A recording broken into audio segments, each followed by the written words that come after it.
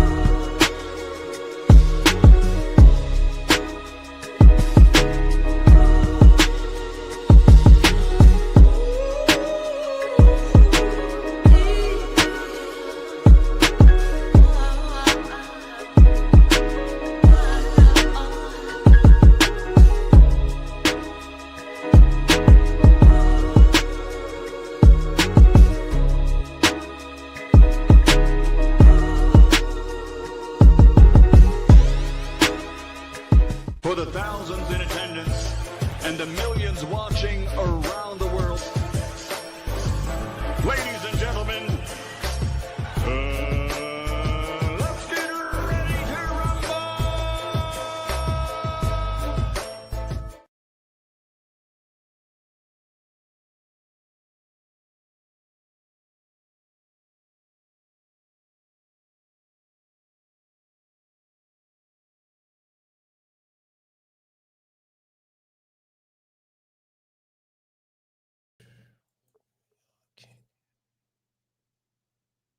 Audio.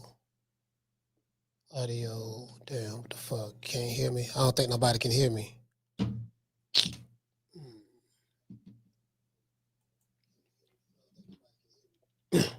Wait a minute, can y'all hear me?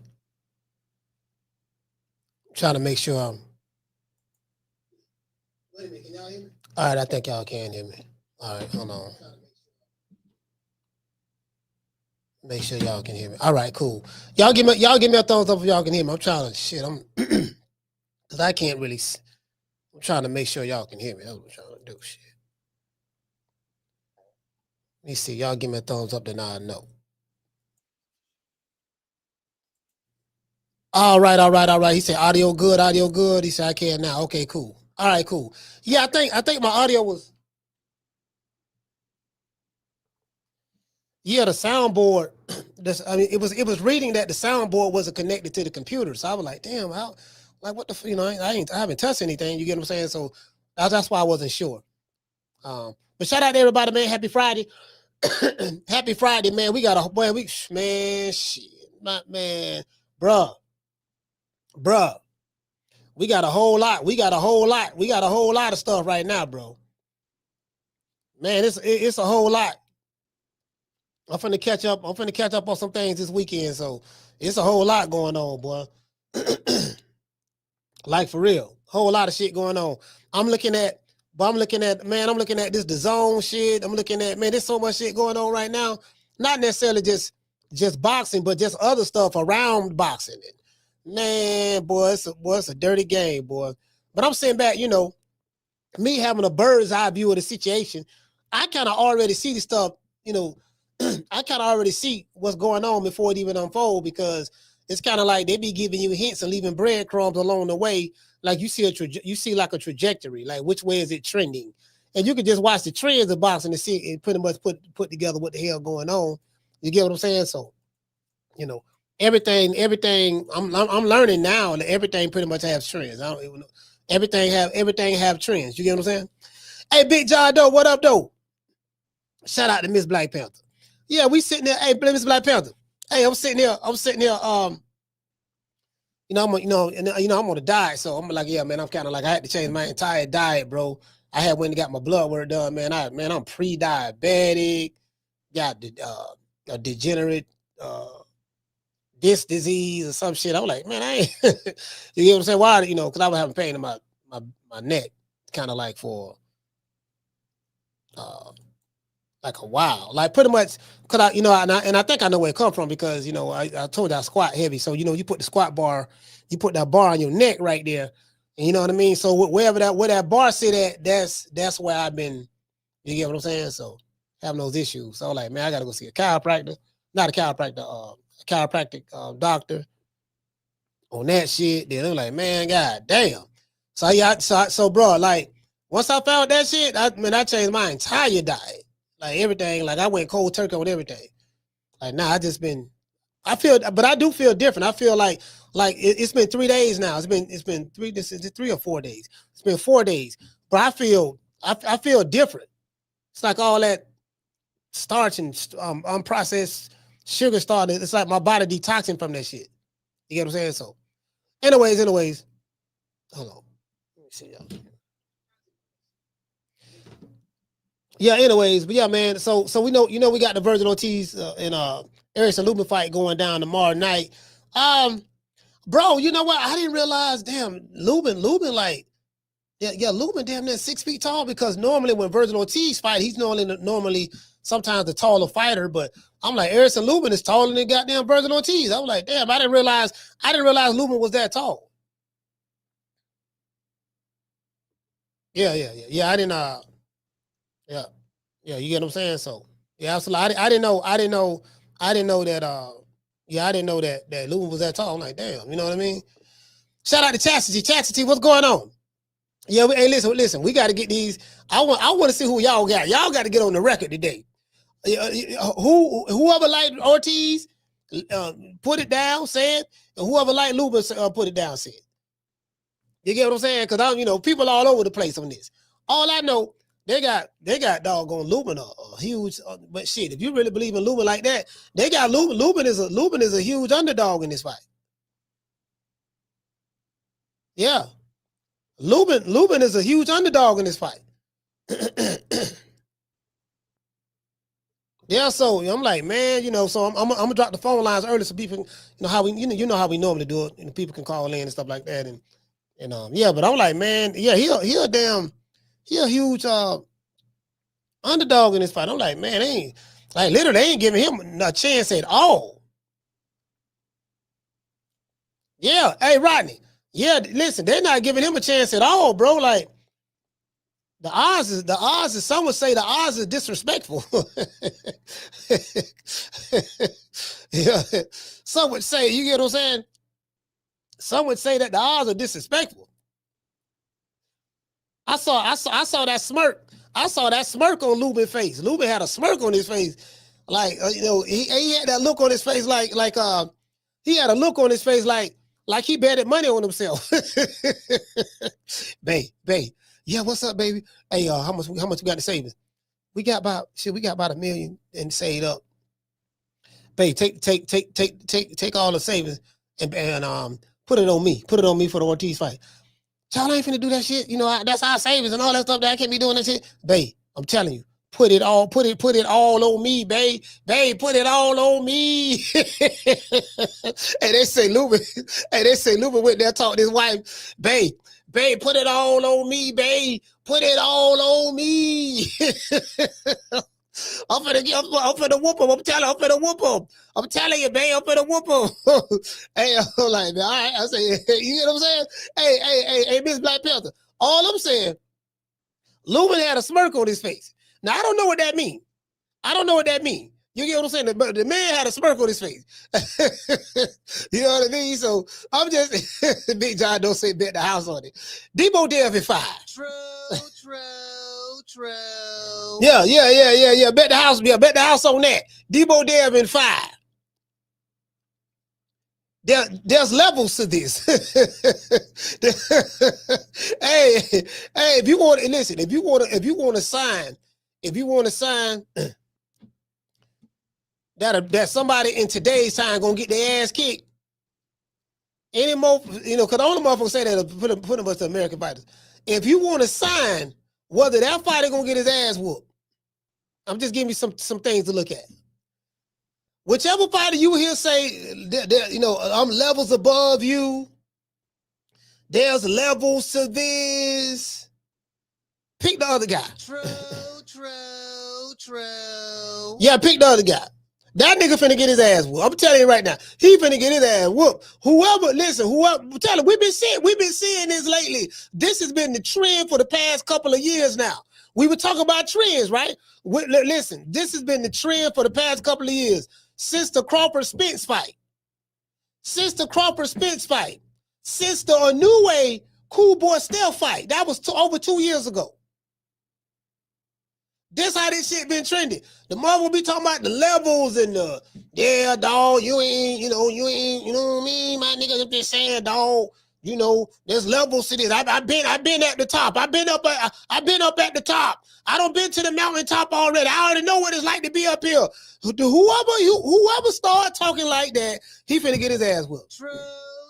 Yeah. True. Facts. Yeah. Whoever. So I'm just saying. I'm saying when there are two elite fighters or two good fighters, we'll just say two good fighters.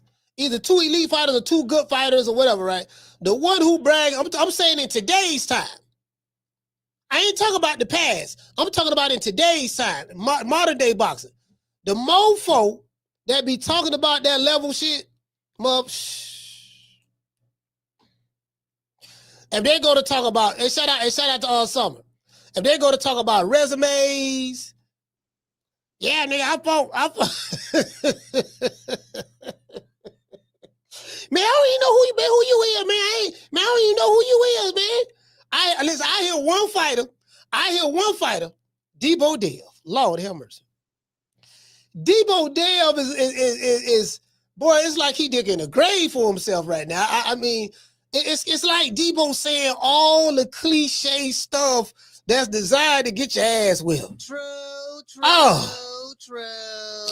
Man, this man saying all the cliche stuff that you say to get your ass whipped. Levels above you. There's levels to this. You ain't fought nobody. I've been at the top for a long time. I say, I say, oh boy, yeah, that nigga finna get the brakes beat off of him. True. Boy, this shit, bro. Hey, Chastity say he's selling the fight, coach. Hey, Chastity, no, hey, listen. No, you know what? Hold on, sis, hold on. What Chastity at? She said he's selling the fight. No, hey, Chastity, he really believe in that. No, like Debo Dev, he Hollywood like that. No, he really believe that. In his mind. Nah, he ain't selling the fight. He really believe that. You gotta understand. You got a father like Dollar Bill. Shout out to Dollar Bill, man, my main man. You got a father like Dollar Bill, and he been hypnotizing you with the flim flam since you've been a baby. You know, he been popping that flim flam to you since you've been a baby, right? And it's led all the way up to, you know, y'all becoming a multimillionaire. Now the first son, Bill's first son, you know, his firstborn son, you know, William Jr. I don't know what he do. Like I didn't even know that was his son at first, cause they don't even talk about him like that. We hear about Sean, we hear about they must tell him don't say that. Look, you my son, but don't say that. Don't say that. I don't need you to do no talking now. Just shut up. Just shut up. I'm gonna provide for you. You grown, but just shut up. Don't say nothing. You know, everybody know about Deb and they know about Sean, and they know about Deb and Sean. They don't know about you. You know, I didn't know who he was. Bro, I just found out that was Bill Haney's son. when Brian Norman Sr. and Jr. got their shirt pulled over their head like a wedgie by Tank, by Debo Dev security. There was two people. Tank, Debo Dev security had jacked up both Norman and Jr. by the shirt, gave him a wedgie, right? There was another dude next to him that ended up pushing Brian Norman Sr. on the ground, flipping him over. That was Bill Haney's son. That was William Jr. That was William Jr. Hey, Chastity, that was William Jr. But he never talked about William. Hey, you get what I'm saying? I was like, damn, all this time, like, it's like, you get what I'm saying? I didn't, bro. He don't talk. He don't say. They probably told him don't say nothing. I thought he was just security or something. Yeah, I thought he was just security. I didn't know who he was. That was that's William Jr. You get what I'm saying? See, hey, that's the original Debo deal. That's the first Debo. That's the first Debo right there. Hey, shout out to Anthony. Anthony, what's going on? Ariel, what's going on, Phil? Yeah, that's the first Debo. You get what I'm saying? Hey, Chastity, listen. I know you think he's selling the fight. No, he believe in that shit. I'm looking in the man's eyes. Listen, I'm looking in the man's eyes, right?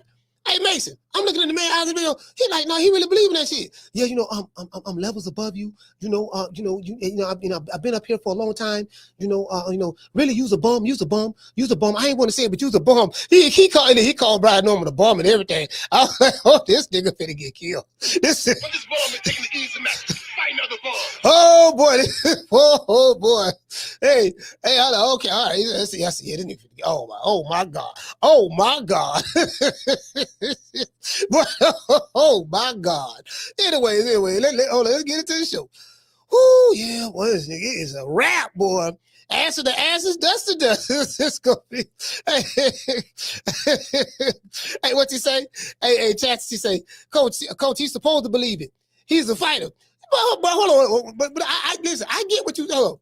No, Chastity, I don't think you get it. He went to talk about I might end up dropping you. Okay, it's one thing to believe it, but you got to believe. I can't tell you. I mean, you're right. I can't tell another man how to believe, but you gotta have some realism to your belief at the same time. And it was just some stuff that, like, come on, fam. Come on, nigga, come on, man. Come on. If you know you be tap, if you know you tap, grab, then you gotta, just know you tap, grab. Don't try to make me think that you something else. Yeah, nigga, I know I was tap, grab. That was last year. This year is something else. This year I'm gonna show you one time. You get what I'm saying? So, I'm like, he really believe in that shit. Debo there every five. Debo there every five. Hey, Mason, bet the house on it. Hey, listen, Mason, if you don't believe me, you ain't got to believe me. Go Google it. Don't everybody believe in Google? Go Google that shit. Y'all go Google Debo Dale and see what it say. What round will Debo Dale just go to ChatGPT and say, ChatGPT, what round will Debo Dale beat or knock out Brian Norman Jr.? You get what I'm saying? What round? And guess what it's gonna tell you? This is what it's gonna tell you. I plead the fifth. One, two, three, four, fifth. Anything you say, fifth. Go ahead, ask me a question. Did you? Fifth. Yeah, the fifth. Yeah, the fifth. You hear what I'm saying? That's all I'm saying. It's gonna say. You're gonna type in ChatGPT. Listen, ChatGPT. What round? Will I'm looking. Just type in something like, I want to bet on the Brian Norman versus Devin Haney fight. You know what I mean? How should I bet? The ChatGPT gonna say Debo Dale is 5. Hey, just get in contact with AI or whatever. What is called Siri. Get in contact with Siri. Siri, who's going to win the fight between Brian Norman Jr. and Devin Haney? I'm trying to bet my money. Okay, I found the answer. Debo Dale at 5. Debo Dale at 5. I'm trying to tell you right there, boy. Goddamn Debo, boy. Hey, Mason. Boy, he talking big shit, dog. No, ooh, Lord have mercy. Hold on. Who is this? How did you know that information, brother? Let me see. Well, it ain't but one way you knew that information. Somebody told. All right, so this what's going on. The brother over here is talking about the gloves. Now, The brother over here talking about the gloves. And he's right. I don't know how he found that out, but, you know, I know how I found out. I know how I found out because I ain't say a motherfucker thing to nobody. You know what I mean? But, hold on. Let me see. Can I pull it up? He say, what he say? He say, Coach, why did Bill try to change the gloves to 10-ounce gloves? That's what Tay Jones said. Oh, okay. All right. All right. Well, Tay let the cat out the bag. Tay let the cat out the bag because I knew about that. I ain't say nothing. I knew about it, but I ain't say nothing.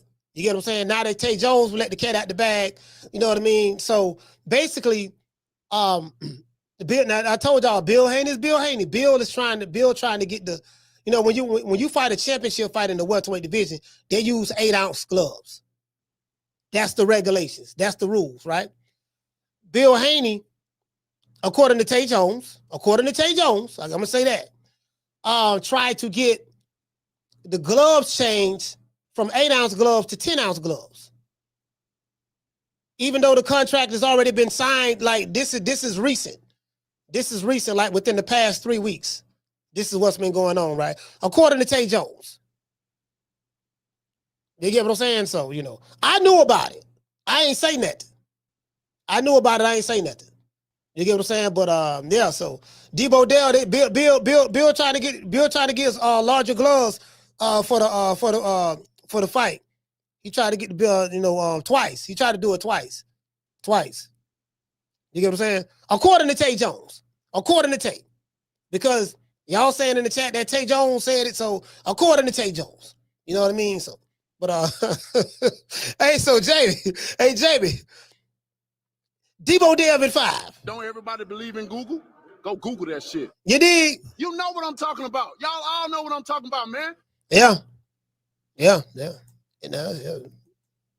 If Tay Jones said it, you might, you know what I'm saying? You know, and I know where he got it from. So I ain't saying that, but I know where he got it from. I know where he got it from. Yeah. That's all I'm gonna say. Anyways. Hey, shout out to Benny. Benny, what's going on? Benny, what's going on? Jason, what's going on, fam? Big John Doe say feel scared. Hey, Big John Doe. Yeah, I been knew about it. I've been knew about it. Yeah, you know what I mean. So I mean, you dig. So one motherfucker trying to get the glove. I'm just saying. Hey, one more. That's what they say. Sources say. One motherfucker tried to get the gloves. Tried to get bigger gloves for the fight. That's all I'm fucking saying. That's all I'm saying. They say Debo they try to get bigger gloves. That's what they say. That's what they say. You know what I mean? That's what Tay Jones said. That's what Tay Jones said. And I you know what I mean? I heard it before Tay Jones even spilled it. That's all I'm gonna say. Listen, that's all I'm gonna say. I heard it before, you know what I mean? So, you know, so one motherfucker trying to, yeah, dog, look here, dog, these motherfucking gloves too small, dog. That nigga hitting too hard. Check this out, baby boy. Look here, is there any way we can go back and modify and try to iterate the contract? Iterate, what that mean? Iterate means change, modify. Or try to modify the contract, put an extra stipulation in there. Yeah, what that? And we want the glove sizes change from 8 ounces to 10 ounces. Can we put that in there? Man, hell no. Man, let me hold on. Let me call them boys down South Georgia boys, see what they got to say. Down South Georgia boys. Yeah. Hey man, Debo Dam, they want bigger gloves for the fight. You know, bigger gloves for what? No, hell no. What's weight fight, championship fight, 8 ounce gloves. No, we ain't doing that shit. You sure? Yeah, I'm positive. Bam, okay. Hey, look here, Debo. Yeah, what's up? Yeah, man, they say they ain't going for that there. Look. Tell them I said I would take back what I said about him being a bum fighter. I take that back and then I'll apologize and then and see what they say. See, go back to him again.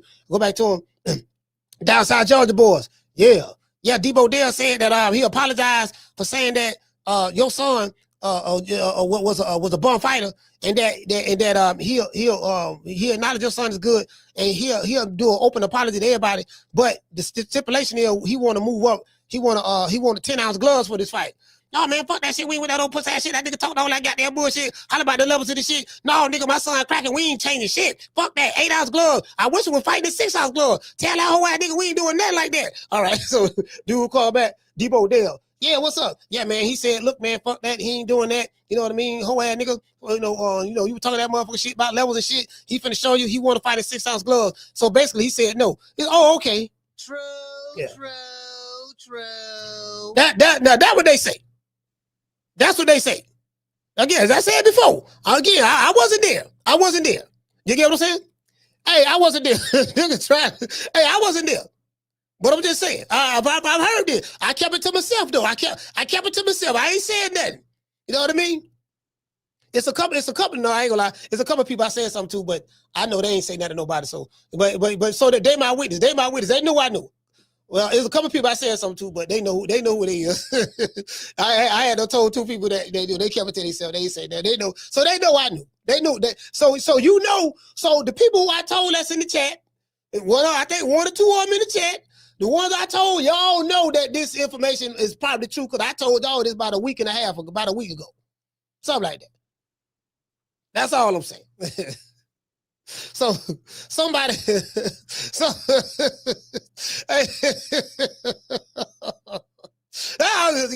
I'm saying. That's all I'm saying. Shout out to T-Bag. Again, I ain't saying Tay Jones said it. According to Tay Jones, according to Tay Jones. Now I heard this prior to Tay Jones saying something, but according to Tay Jones, that's what I'm gonna say.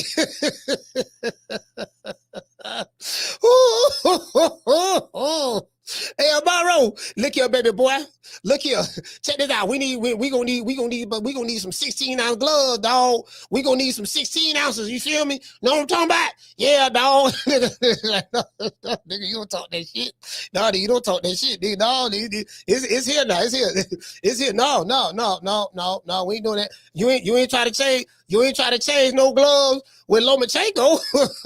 You ain't try to change no gloves with George Cambosos. You ain't try to change no gloves with JoJo Diaz.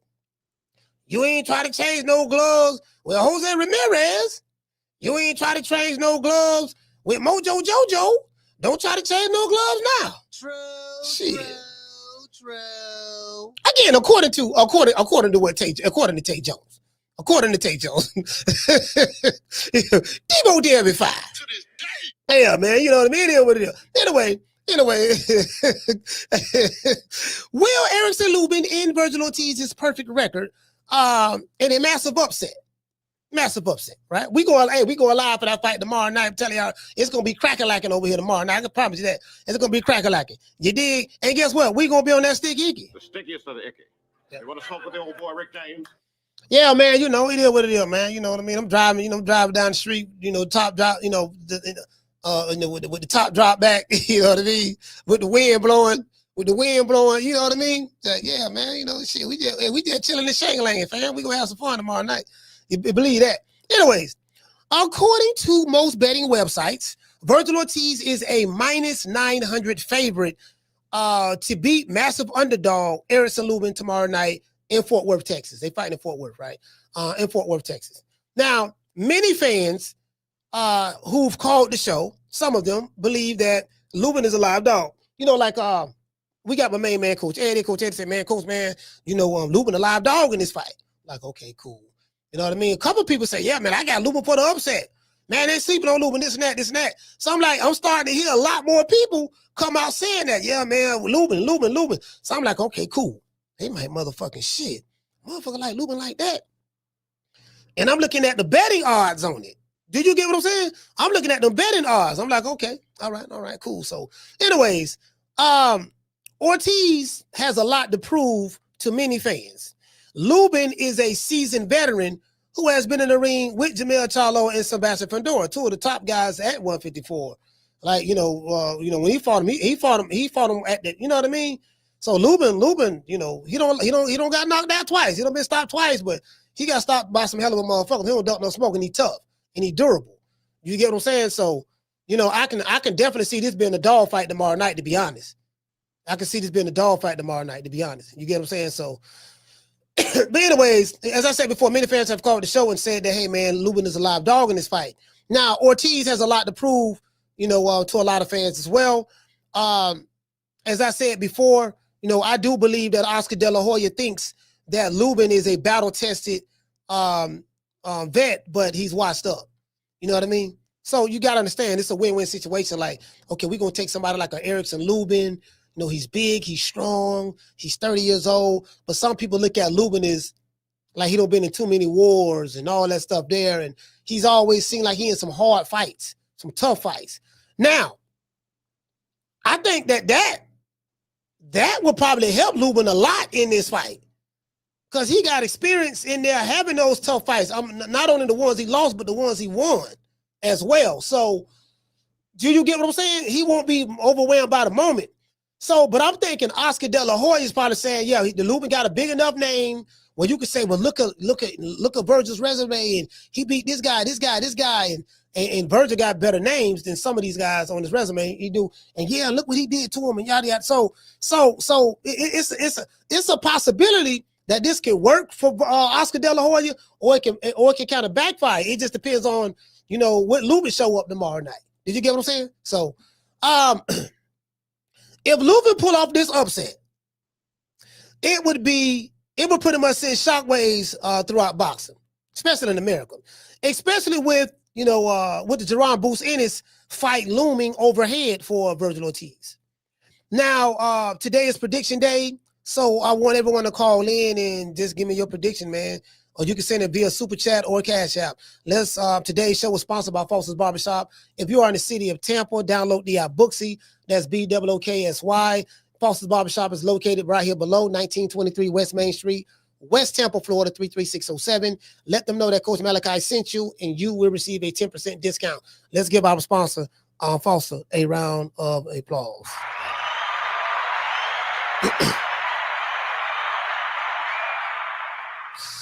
Yeah, man. T-Mac say Flaz and Tiger boxing tonight on Pro Box. Oh, yeah, I'll check it out. I'll see what's. I didn't even know till you said something, to be honest with you. I'll check it out. You get what I'm saying? So, it is what it is. Anyway, man, y'all know how we like to do the show. I want to dedicate this show to everybody that's in the chat and dedicate this show to the hood. I want to thank the whole hood who came out here. I love y'all. I did this for the hood. Y'all know I beat that boy. Yeah, yeah, what I'm saying, it is what it is. Y'all know I beat that boy. And anyways, listen, I'm going to tell y'all something, right? I'm going to tell y'all something. Debo Devin 5. You dig? Hey. Yeah. Oh, that look good.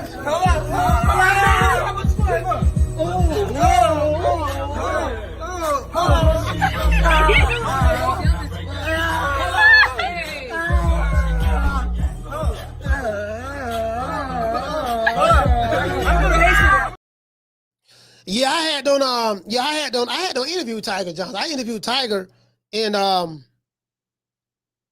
Virginia. Yeah, when I went to Keyshawn Davis and Edward De Los Santos fight, that didn't happen. I interviewed Tiger there. You know what I mean? So he's real nice. Tiger Johnson, he's a real nice kid. Real nice kid. Real nice. You get what I'm saying? So it is what it is. Hold on, let me tell y'all something now. I want to pivot a little bit. Have y'all been seeing these videos, Vergil Ortiz, Oscar De La Hoya, and Robert Garcia been dropping about the topic Jaron Boots Ennis? Bro, like when you hear Oscar De La Hoya talk, yeah, they say they're gonna come to the fight. They're gonna come to the fight. I don't know why. When you see Vergil in person, he's really scary. You know what I mean? So they might want to stay home and watch at home. I said, boy, Oscar shaking like booty meat. Oh, he's shaking. He messed around and found out that boy from Philly. That boy from Philly say he pulling up to watch Vergil Ortiz fight. Him and Eddie, the Hitman Hearn, gonna be in the audience. I said he showed, and then when they show Robert Garcia, oh, that fight is not going to happen. He already has a fight already. He has a fight already lined up later on, so we already know that fight's not going to happen. And I'm like, wait a minute, wait. Every time I hear Robert Garcia, I'm like, Robert, why you ain't saying, yeah, man, here, fuck yeah, man. As soon as this fight on with, that motherfucking nigga Boots, yeah, we want all that smoke. He said he gonna be at the fight. Okay, cool. We can go ahead and promote it, right, bro? Man, that man talking, bro. They talking scared, bro. I gotta call a spade, Pam. Boom. Matter of fact, hold on. Let's pull it up.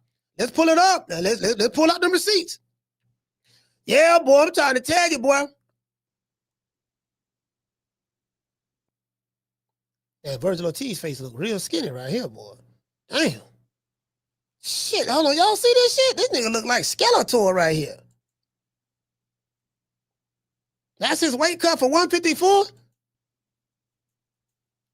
See, he supposed to be fighting that middleweight. Y'all see his face? Hold on. My bad. Y'all see the man face? Yeah, that man, shit, that man ain't gonna be at 154 soon, fam. Niggas damn near 6 feet tall fighting at 154. Yeah, man, that shit, that man. Yeah, I'm looking at that. Boots ain't gonna be that long either. Boots ain't gonna be because Boots a big boy. Anyways, hold on. It's too late. It's too late. Listen, we picked you. The world has seen that awesome left hook that you put your son put Sasaki. Brian Norman Sr., you done f***ed up. It's too late. It's too late.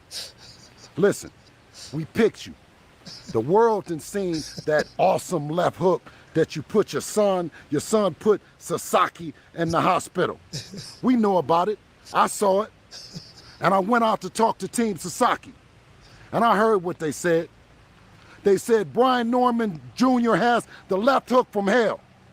And he said, guess what, when he came out the coma?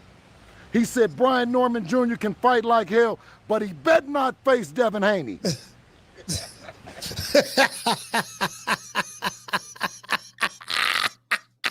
Nigga, the master teacher has spoken. The master teacher has spoken. True. This nigga, Bill, they say y'all trying to get them glove sizes changed, Bill. Y'all trying to get them glove sizes changed. But I don't look good, fam. I ain't gonna lie, boy. I ain't gonna lie. Boy, hey. Nigga, please. Hey, look here, man. Listen, that's these bullshit Superman stories. I am sick of hearing these bullshit Superman stories about the Wassa legendary Bruce Leroy catching bullets with his teeth. Catches bullets with his teeth. Nigga, please. Yeah, I ain't want to say nothing about the glove situation because I ain't want the Devin Haney. I ain't want the Haney maniacs to get mad and be like, oh, no, coach, nigga, you lying. You sit there hating on the Haneys. You hating on the Haneys. So I ain't say nothing about it. Tay Jones said it. So don't get mad at me. Y'all go to Tay Jones. But, yeah, man, yeah,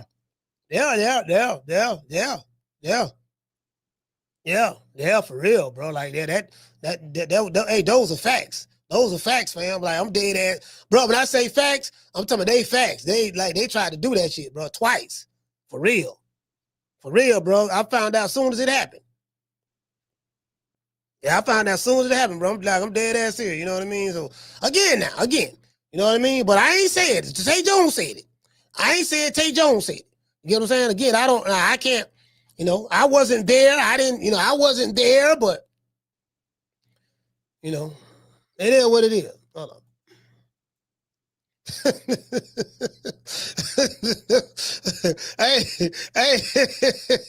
hey. Whoo, Lord have mercy. Wait, hold on, what you say? What is nigga talking about? Thank you. But this year you have Hold on. I gotta see what's up. They trying to get the gloves. Yeah, see what we got to do now. Hold on now. See what we got to do now. See what we want to do now. Hold on, check it out now. We got them gloves. It's the gloves. See, it's the gloves. See what we got to do with the glove now. See, I know the contract. I know we already got signed contract and everything, but I want to modify. I want to try to modify something in the contract. See what we trying to do. See what Debo trying to do, right?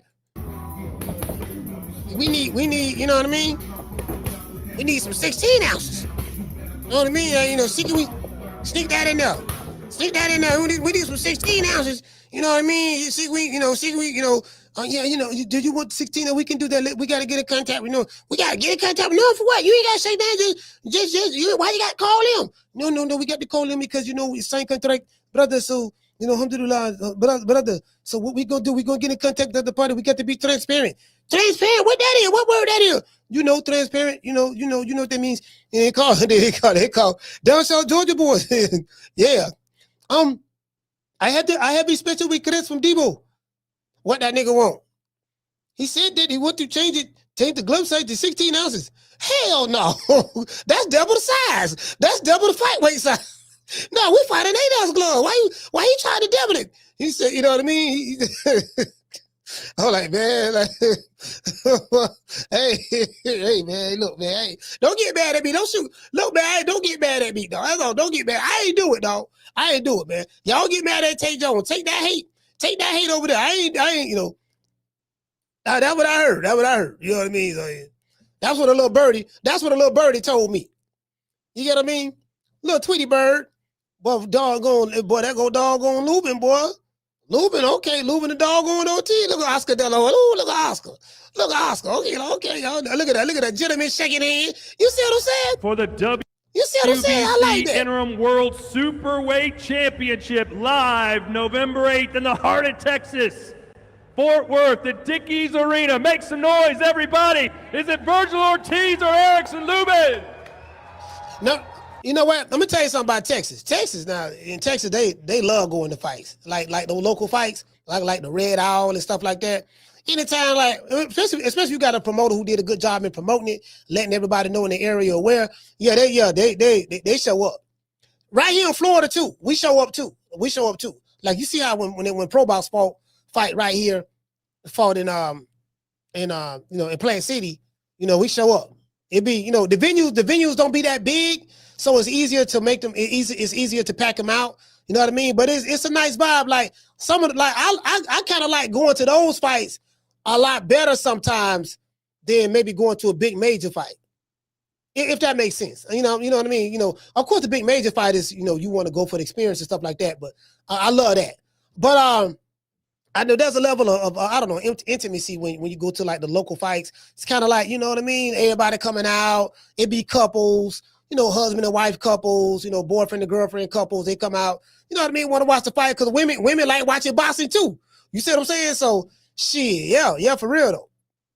Yeah, I like that. Hey, hold on. Look at these super chat. Yeah, man, boy. Miss Black Panther. So that's what they say. Shout out to Mr. Ham. Hey, okay. Dropping that $2 super chat. He said, Bill with the flim flam again. He said, Norman is fine.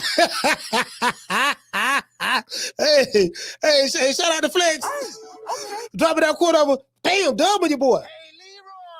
Super chat received. Playtime's over, boy. Hey, Flex, salute to you, fam. Hey, Flex, man. Hey, bro. Hey, man. Hey, you know what I mean? Down from the bar, there's a platform stage. People pimping, sharp as razor blades. Yeah, you get what I'm saying? I'm like, yeah, but I be, you know what I mean? I be like, hey, check this out. I'm in motherfucking the Red Owl. This is a true story. I'm in the Red Owl right in Houston. Daniel Agnew was there. Daniel was there. Carmen Serene was there. Rick, my main man Rick Tales from the south side of Houston was there. And there was this there. It was a black dude fighting a Mexican dude, right? It was the main event. Man, this dude was he fought in the he came from the league where you got what's that boxing league called? What's kind of like tag team? You get the team boxing, one guy box for 1 minute, and then he go and tag the other guy come in. What that shit called?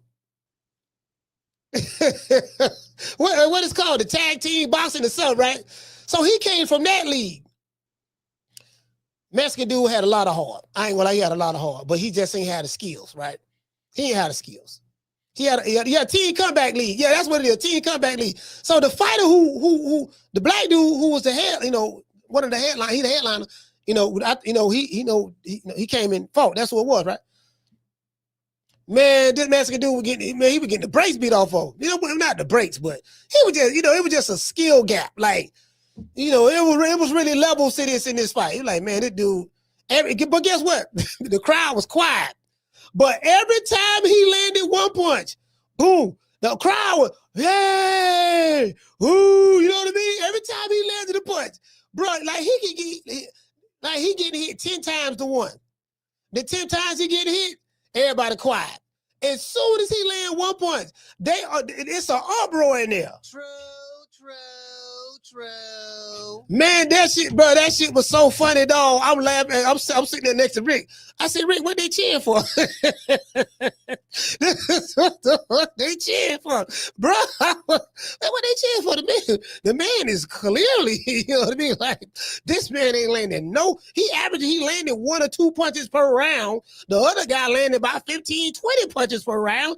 He clearly is, you know, like what they cheering for? It was, bro. If he just landed 1 punch, the whole crowd went crazy. Like, for real. Come on, Mondo, come on. I'm like, oh, Armando getting his ass whipped. I'm like, man. Yeah, he beat the brakes off of Mondo. I'm like, man, Mondo ain't, you know what I mean? But I love that, though. That's what I loved about him. They're like, even though Armando was getting his ass whipped, they like, man, fuck that. We finna ride for him. They roll for him. They roll for Armando, man. They roll for him. Yeah. Shit, you know what I mean? So it is what it is, fam. Yeah, so yeah, I'm looking at Vergil Ortiz, fam. Man, his people talking crazy, bro. His people talking crazy. Yeah, they talking like, yeah, you know, and you know, I don't know what they're gonna come to the fight for. The fight's not gonna be made next anyways, and you know, I don't know why they want to come to our fight, and you know, don't they have other things that they could be doing in Philly? And bro, I'm like, bro, Robert Garcia talking scared. You know, what do you say? Every hey, all I know, this is what I do. This is what I know. There's a fight. Hold on. This is what I know. Let me show y'all this. There's a fight going down November 22nd between this guy and this guy. One of these two guys tried to get the contract modified, according to sources, according to Tay Jones, to have the 8-ounce gloves that all welterweights fight in changed to 10-ounce gloves. Now, why would a fighter do that? I'll let y'all figure that out. I have no idea. But that's what, you know, Tay Jones say. Get it? True. Yeah. Yeah, man. I mean, you know, hey, that's all. And guess what? They said they're going, hold on. Matter of fact, let me do this. That's wrong, that's wrong. He did nothing to you.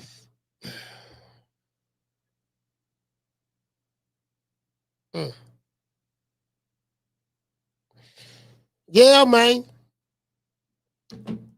Debo Devin 5. Debo Devin 5. The fuck? Hey, man. Hey, bro, like, I don't know. I don't know what to say. I don't know what to tell you, dog. I don't know what to tell you. I really don't know what to say. Don't know what to tell you. I'm finna drop these phone lines. I was trying to find the video. I was trying to find them videos of Robert Garcia and them, man. Like Robert Garcia and them. I'm like, boy, they don't seem like they too sure on Vergil, bro. I'm just being honest with you, fam. They don't seem like, boy. They don't seem like they. You get what I'm saying? But bro, everybody shaking. But I'm just going off body language, what I'm seeing in these videos and what they saying out their mouth. And no one is saying, yeah, that dude Boots Ennis is next. Once we get by Lubin, we got to get by Lubin. Once we get by Lubin, we'll deal with that situation right there. Nah, they ain't talking like that. They ain't talking like that. You get what I'm saying? So that's all I'm saying. Phone lines, man. Phone lines open, fam. Phone lines open, man. 530-494-9636. You want to talk some shit? Call me. Start some shit, bitch. Sup, fool? You gonna talk shit about me, homie? Where you from? Hundreds of niggas is waiting for your motherfucking call, and they all talking shit about you right now. Call the coach at 530-494-9636. We waiting on your bitch ass.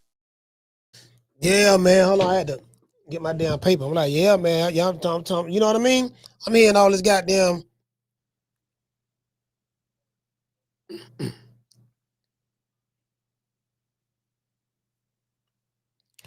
Caller, what's your name? You calling from? Martin from Oakland. Martin, talk to me. Yeah, coach. Wasn't it Boots who had said he was going to fight Vergil after the Karen fight? Then all of a sudden, he wants to unify. Then he could have fought for the IBF belt. He could have used his champion's privilege, just like Crawford did time and time again, and fought Bakram. Instead, he fights Lima. And then Robert Garcia says what he heard was that he wants another tuna fight, which is basically what is going to be against that WBA champ that just got elevated. So no, really, I think he's fighting the WBA champ that got elevated. Abbas, he's fighting. I saw something online where he's fighting him and Xander Zayas having a unification match. Yeah, that's what I'm saying. So you know what I mean? So what's the point in Robert saying, yeah, we're going to do this to him, we're going to do that to him, when it's obvious that Boots got no interest in fighting him? Bro. So what's the point in hyping up a fight that's not even going to be the next fight? You know what I mean? Yeah, but what I'm saying is, Eddie Hearn is saying, look, man, Jaron Boots Ennis, we're going to be there at the fight. We're going to be there at Vergil Ortiz fight. If he get by Lubin, we want that to be Boots' next fight. And so, what's wrong with that? Sounds He's good. going to be there. No. I mean, hey, it sounds good, but I mean, unless he's showing up with a contract, you know what I mean, ready to make an offer, it's all for show. You know what I'm saying? It's all we, because the next argument is gonna be like, but Vergil ain't a real champion. That's gonna be the excuse. We only fight champions, so we gonna fight the WBA guy. So it's basically like you said, all these fools are using Crawford's name to hype themselves up. Now this fool want to use Vergil's name. And then, according to all the haters, Vergil ain't done shit. So it's like, why use a motherfucker's name that ain't done shit when, it's cats out there that, really put that work in, walk around with world titles, but they don't want to fight those guys either. Fight a random ass fool from Germany that ain't nobody heard of.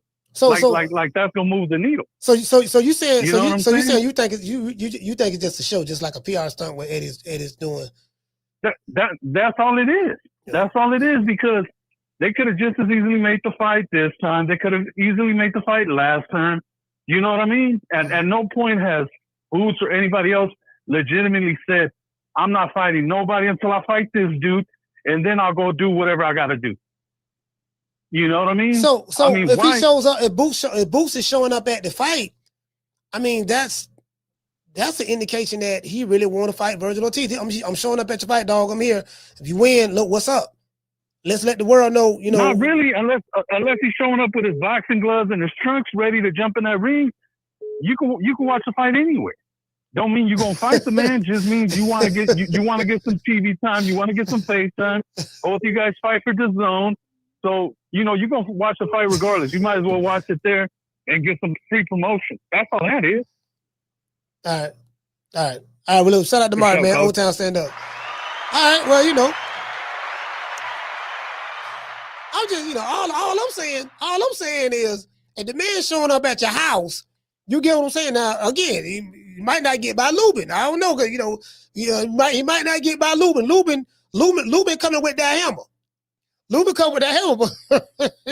Hey, what you say? Hold on. What LaJessica say? LaJessica say, hold on. I see you. She said, you sound like Oscar. She said, you sound like Oscar. She said, you sound scared. Oh, Jessica said, she said, this nigga scared.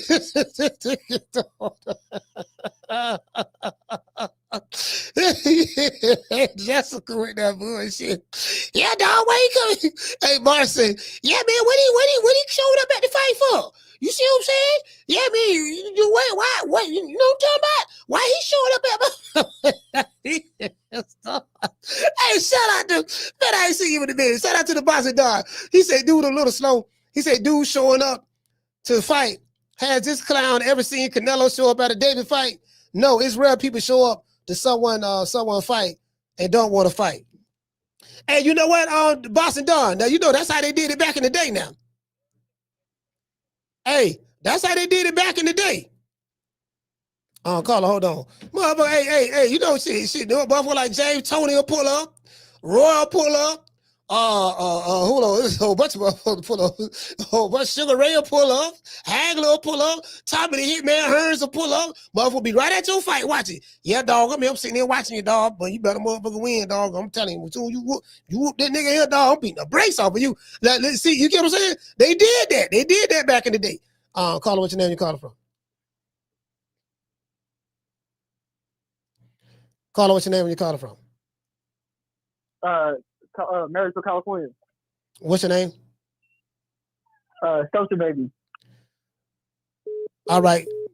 Oh, okay. He hung the phone up. I don't know. It dude hung the phone up. I don't know. He probably patrolling. Yeah, but what you say, Sean? What you say, Sean? He say Shannon Briggs used to come to the breakfast table.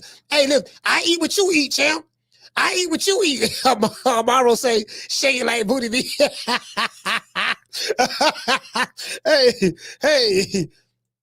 Hey, shout out to the boss of Don. Okay. Dropping that $2 super chat. He say, salute, coach. We back. Yeah, man. I'm like, man, shit.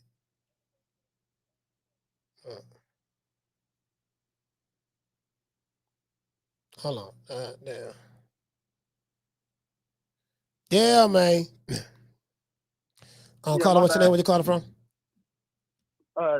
Sosa Baby from Marysville, California. All right, Sosa Baby, talk to me. Okay, so I was just wondering if Lubin can, because I know Vergil Ortiz is going to start fast, and I know he likes to put a lot of pressure, but I think if Lubin can move his feet and do what he usually does, I think he can get past him. Like, if he goes past 8, I think he can get it done against Ortiz. What do you think about that?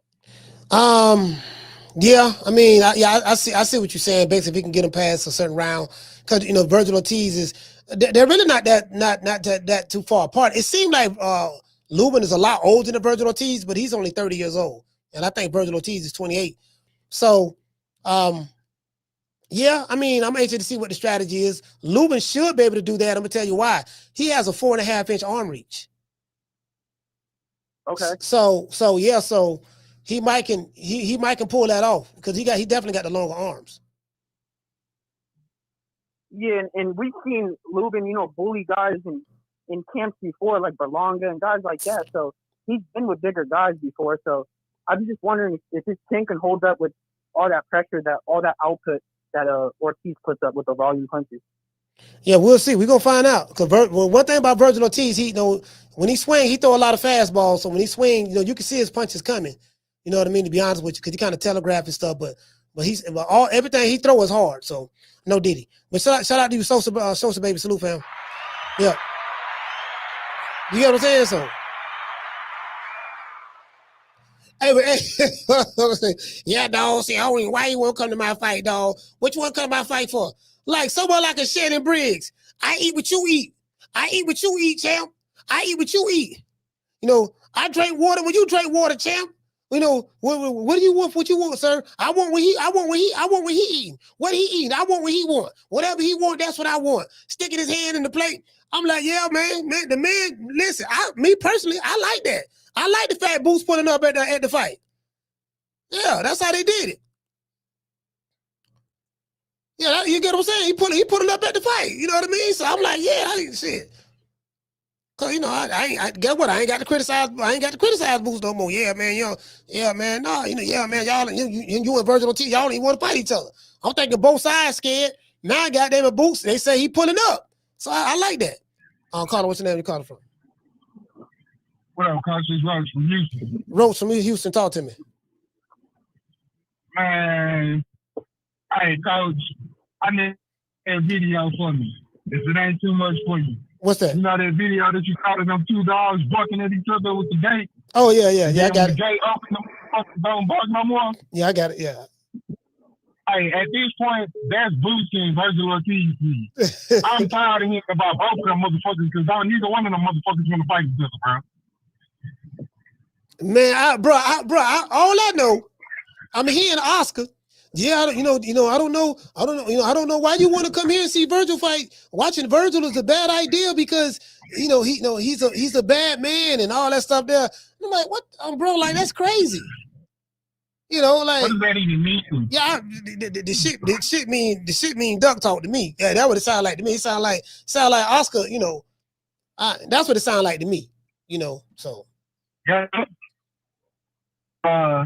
You know that. That's not a fight. That's a setup fight. Or that's not a fight that's favorable for Vergil Ortiz. But like I said, the thing about it is, at the same token, I feel like Boots don't really want to fight either. Yeah. And I'm just going based off of action because we could go off of words and we could play this clip and, man, he sent the contract. They sent the contract. He turned out, man, fuck all that, bro. What we do know is when two fighters want to fight, hey, Errol Spence and Terrence Crawford said this. When two fighters want to fight, they can talk to each other and they can get the job done. Yeah. And like you said, the managers and the advisors and all that, they wait for the fighters. So I don't want to hear that shit. And my last thing before I get off the phone, because, I know the alarm is probably said, the fight tomorrow, I do think that Vergil Ortiz is probably going to stop Lubin late, but he's there. And Lubin does have some pop. So I do think there's an avenue to where Lubin can win the fight. But my official prediction is Ortiz like around 9 or 10. Okay. Taking my call, Coach. All right, shout out to Roach. Yeah, I can see that too. I could potentially see that happening. If Lubin were to fade late in the fight, if people to fade late in the fight, I could potentially see that happening. I could see Lubin having a lot of success just with his jab alone. Did you get what I'm saying? Keeping Vergil Ortiz occupied with the jab, and to set up the straight left. You get what I'm saying? So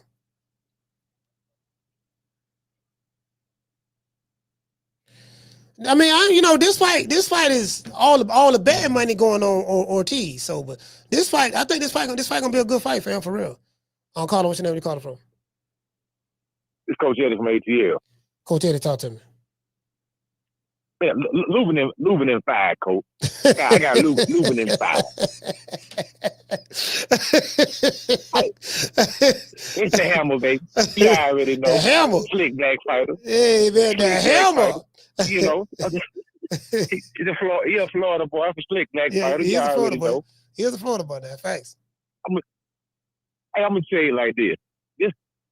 Boots gonna be in the audience looking just like Evander Holyfield was when Tyson lost to Buster Douglas, just with a big look of disgust on his face. And that payday is gonna get dwindled down tomorrow.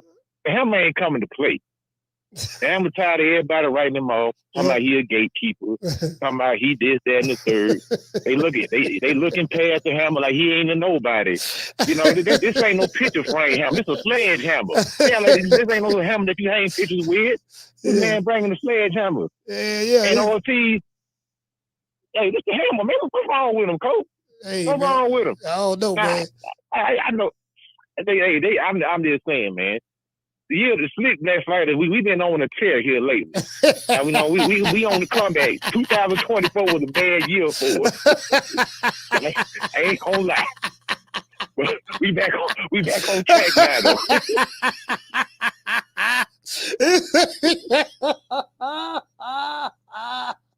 We back on track. Say we rebounded 2025, huh? We back. Hey, you know why? We owe all the bug talk. Everything we owe everything to Bud. Bud was a rebirth of the slick back fighter, man. It's fun. That bullshit, man. Hey, but I ain't gonna lie. Hey, go tell the boy. Yeah, man. Then we had doggone Cool Boy Steph. He beat He beat what the dude name? Figueroa. Figueroa, yeah, whooped him, you know what I mean? So, slick black fighter. Slick black fighter. Ken Crawford, slick black fighter.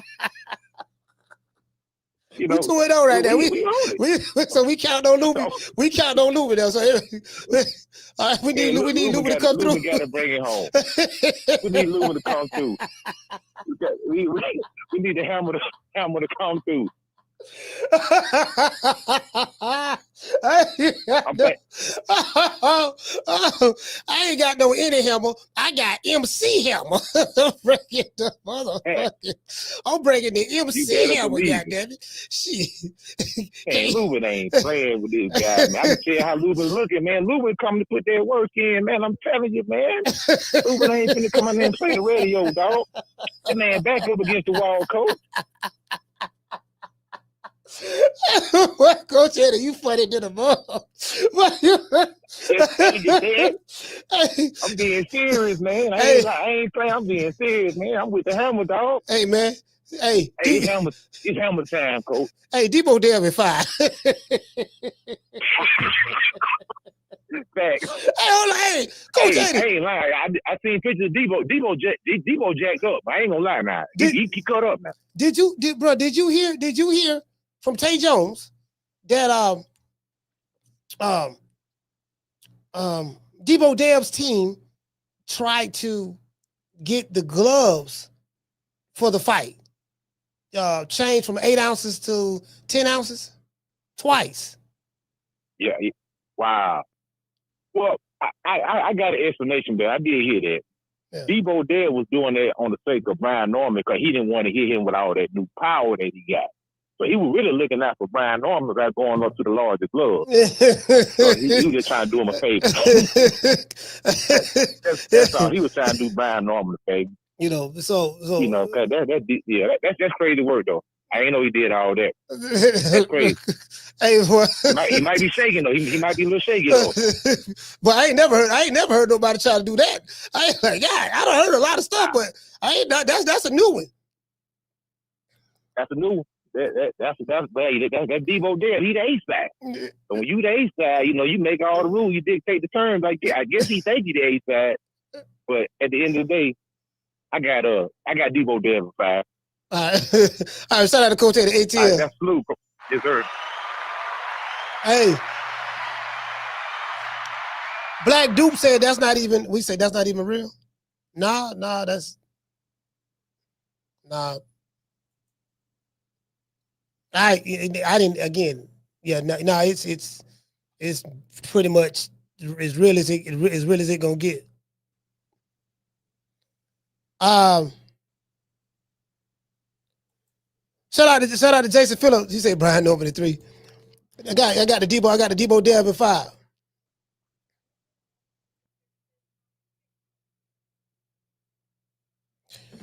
Caller, what's your name? Where you calling from? Jamie from New York. Jamie, talk to me. Yes, sir. Bill trying to change the size of the gloves, it's ridiculous, especially when the contract is already signed. He goes, when you say Bill is Bill, I take it as he's a bullshit artist or think he is. This shit with the gloves, man, it's a bad look for Debo Dale. Again, Coach, give it. I want to ask you this question, man. Give it to me straight, man. I know you're trying to stay neutral, and you're doing a tremendous fight, a tremendous job promoting the fight. But what is it that Bill is scared of that he tried to change the size of the glove? I mean, the punching power. Again, I wasn't there, but I heard it. Put it this way: what Tay Jones said, that's what I heard. I heard that last week. Yeah. I'm gonna just say that, but I never said anything. I never came on the platform and said it. Yeah, I remember. Yeah, you're right. But go listen. For me, bro, the answer is easy. He knows his boy is Cheney. And he must be getting hurt in sparring or something. I don't know. I seen Debo Dale get hurt by 135 pounders. That's no lie. I'm not making that shit up. And they also the Haney team is acting like they don't know what they were getting into when they took the fight. The man was on their hit list, right or wrong. Yeah. Did he forget? And that's the last motherfucker on the hit list I would fight, and they took it. That's why I respect Haney. I gotta give him that. I keep saying that the guy got balls. You know what I'm saying? But hey, man, you know, it's a bad look, bro. Well, you know, I mean, it's also pretty much the only option was there for him to get the kind of money that he wanted. So you know, so it's not. That's what he's after. Yeah, it's not all guts and go. It really was. No, this who you gonna fight. This how much we gonna pay. If you want this amount of money, this you got to fight him. You don't fight him, you don't get this money. Man. You know what I mean? So that just what it was. Listen, like for me, Devin, bro, again, man, huge difference between him and fucking Teofimo Lopez, man. That boy over there, all he does is talk, man, but he doesn't get in the ring with the top dogs. I don't know what's going on with that kid. Another one, wasting his talent and time. But Teofimo? That's his career and his life. Teofimo Lopez, another motherfucker wasting time. Yeah. All he does is talk, man. Bark, no fight. Get the fuck out of here, man. You know what I mean? But whatever, man. But anyway, Coach, real quick, Ortiz versus Lubin, you know, good fight on paper. I already know Lubin knows that, you know, you can't lose this fight, bro. You lose, you become a gatekeeper. You don't want that. But I'm gonna go with Ortiz in this fight only because I want this duck to fight the other duck. You know what I mean? And I want to find out, you know, I want to find out which of the ducks is the better fighter. That's all. These two, man, it's always the circus shows with the two, man. Both teams, I don't know if they planned this, but they're both bucking each other, man. And again, bro, it's a battle. Hey, Coach, and like always, respect and love from New York, man. Thank you for your time. Man, I'm sitting there, boy. These motherfuckers, we body.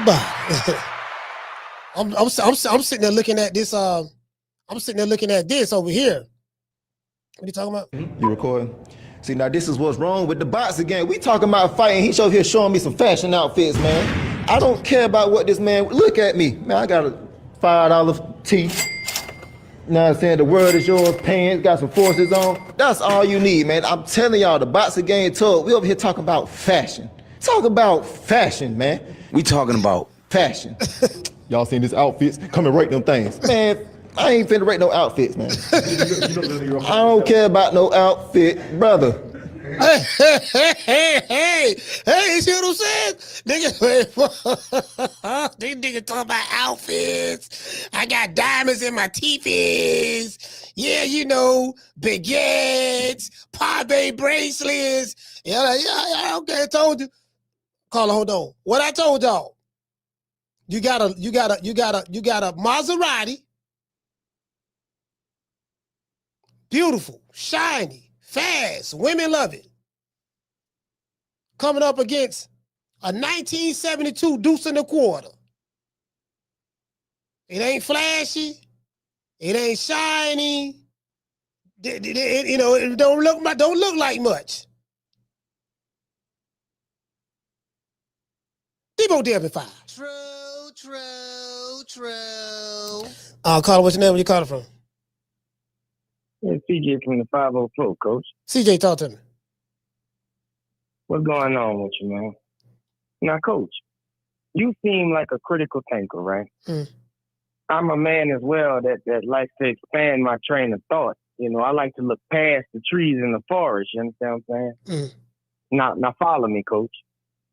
After Devin fought Loma, the man was all busted up. The man was in the back crying. After Devin fought Regis Prograis, the man was mildly concussed. Regis Prograis was mildly concussed and was wobbled a few times in that fight. And he looked a little bit different in his last few fights. After Devin fought Jose Ramirez, Bill said in his own camera that they had to escort Ramirez to go get medical attention. You see what I'm saying? Medical attention. Yeah, it's documented. Listen, I remember that. We did a show on that. That man, that was so disingenuous. Just follow me, Coach. Just follow me. Yes, sir. Now, if true, you know, I don't know. You know, you said you knew about it. I don't know if you confirmed it. I know, you know, you don't really, you have receipts with everything you say, but if true, you know, and Bill did try to put this in the contract to have 10-ounce gloves, I think that it's because him and Brian Norman have formed a mutual respect for each other. And based on Devin's past past opponents in previous engagements in the ring and how his opponents looked afterwards. I think that he has such a respect for Brian Norman that he wanted to put those 10-ounce gloves in there because after the fight, he has so much confidence in Devin that after the fight, he wants Brian Norman Jr. to have a long and prosperous career.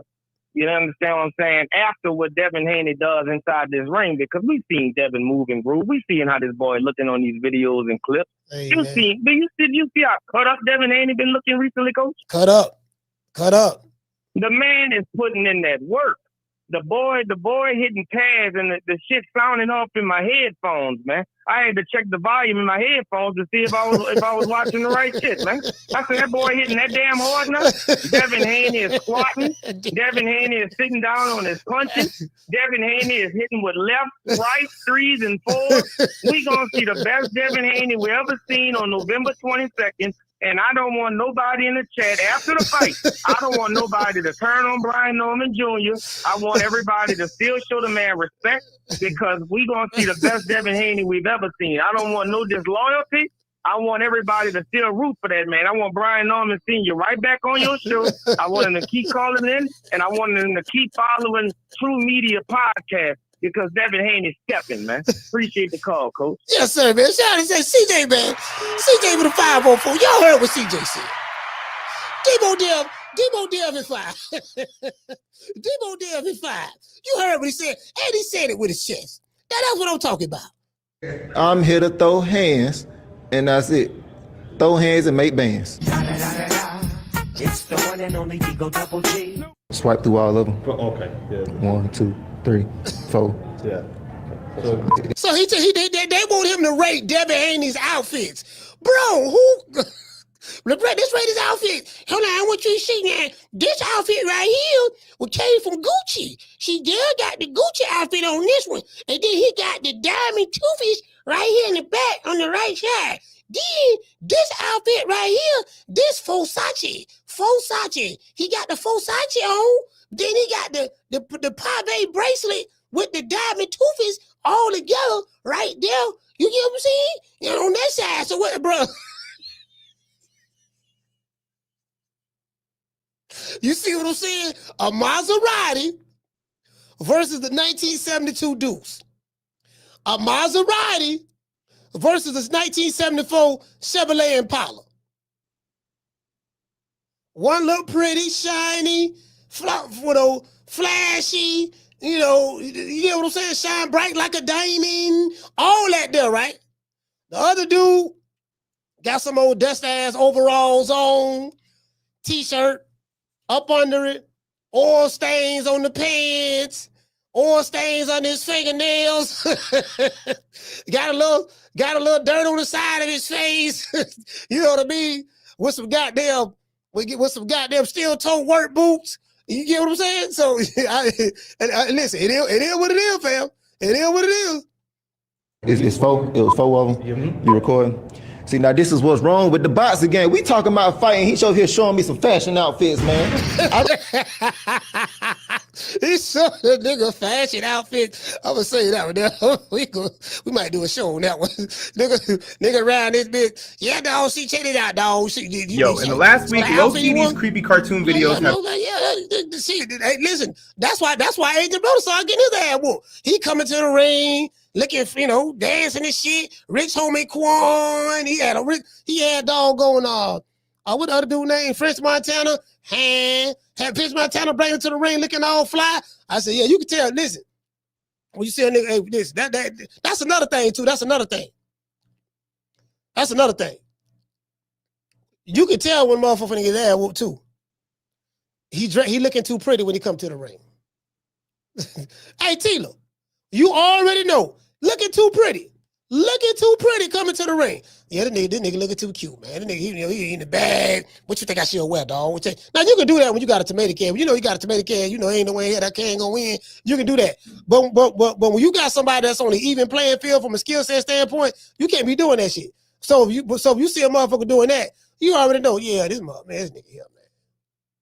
Yeah, this motherfucker here, man. We ought to know what it is, bro. Hold on. He's showing, he got that body. You got it? said we body. We body. I said we body.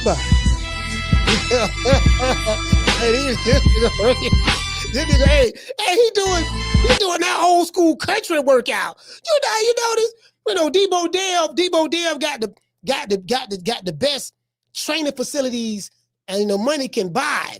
He have the best nutritionists. He have the best, trainers, Hall of Famers. He got the all-star basketball team and all that stuff there.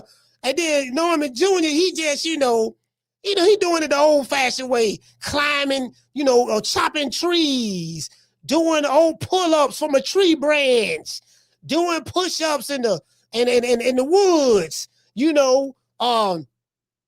potting, using the oak tree in the backyard as a heavy bag, running them old country mile streets and all that stuff there. You get what I'm saying? True.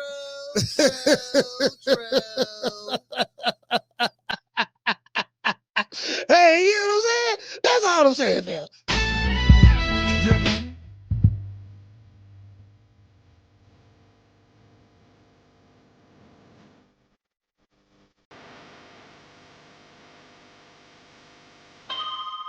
Y'all watch this.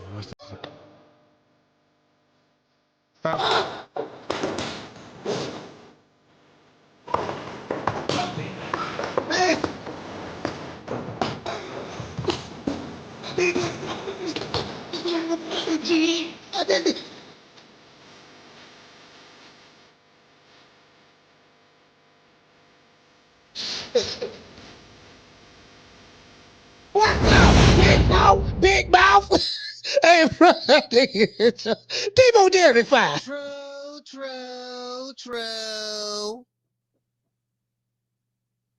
That's my first time seeing that. Hey, bro.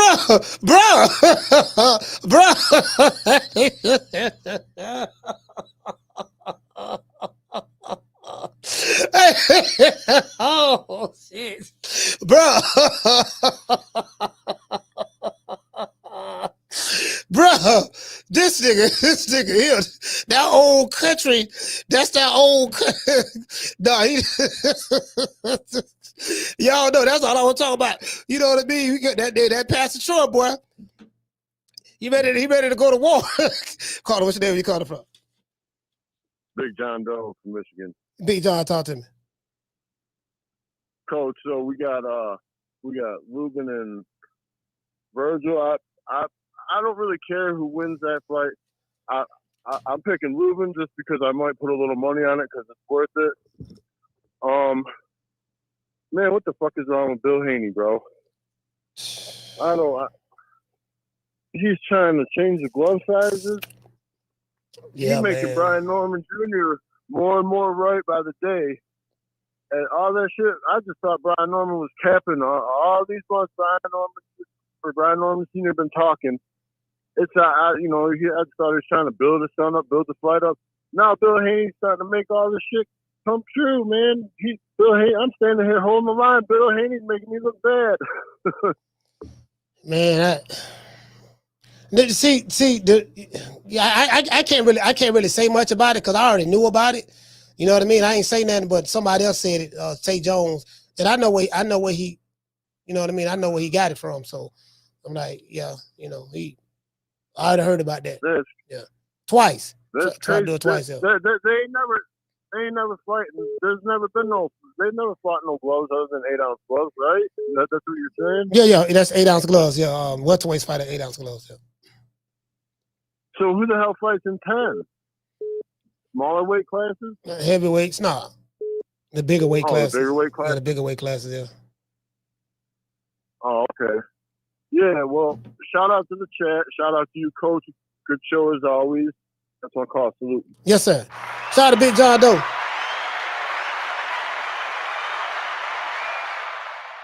Yeah, I can't. Yeah, I ain't gonna really elaborate on that. But the put it this way: the people involved gonna elaborate on it. Elaborate on it in front of Bill. I'll just say that.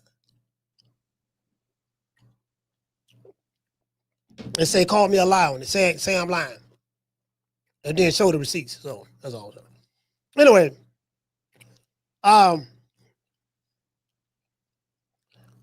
shout out to Black Dude. What did he say? Y'all remember Norman? Y'all go. Hey, all I'm saying, Black Dude. All I'm saying, fam, is this here. I'm gonna say this again. One guy is a Maserati, a Lamborghini, fast cars, shiny, beautiful, flashy, exotic. You get what I'm saying? All of that.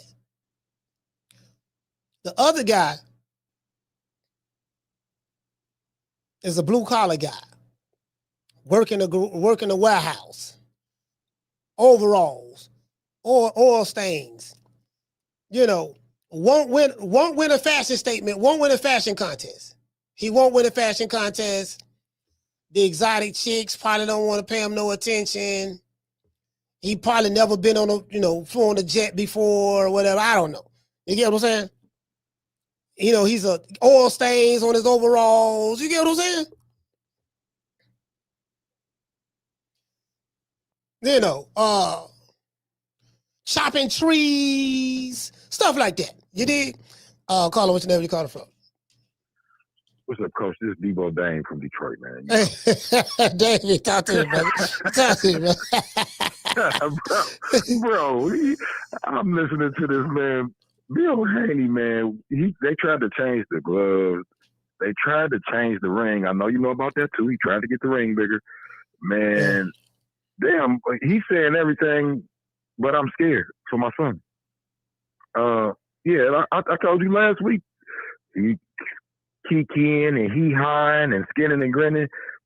Shit, it looked like Brian Norman about lost all patience. I'm ready to fight today. Yeah. So when they was in a press conference and they asked him about his fashion? No. Listen, so right now they're showing the promotion for the fight, and this guy's asking him about, he's showing him outfits that Devin Haney is wearing and want him to judge, which one is the best, like what outfit or something of that sort.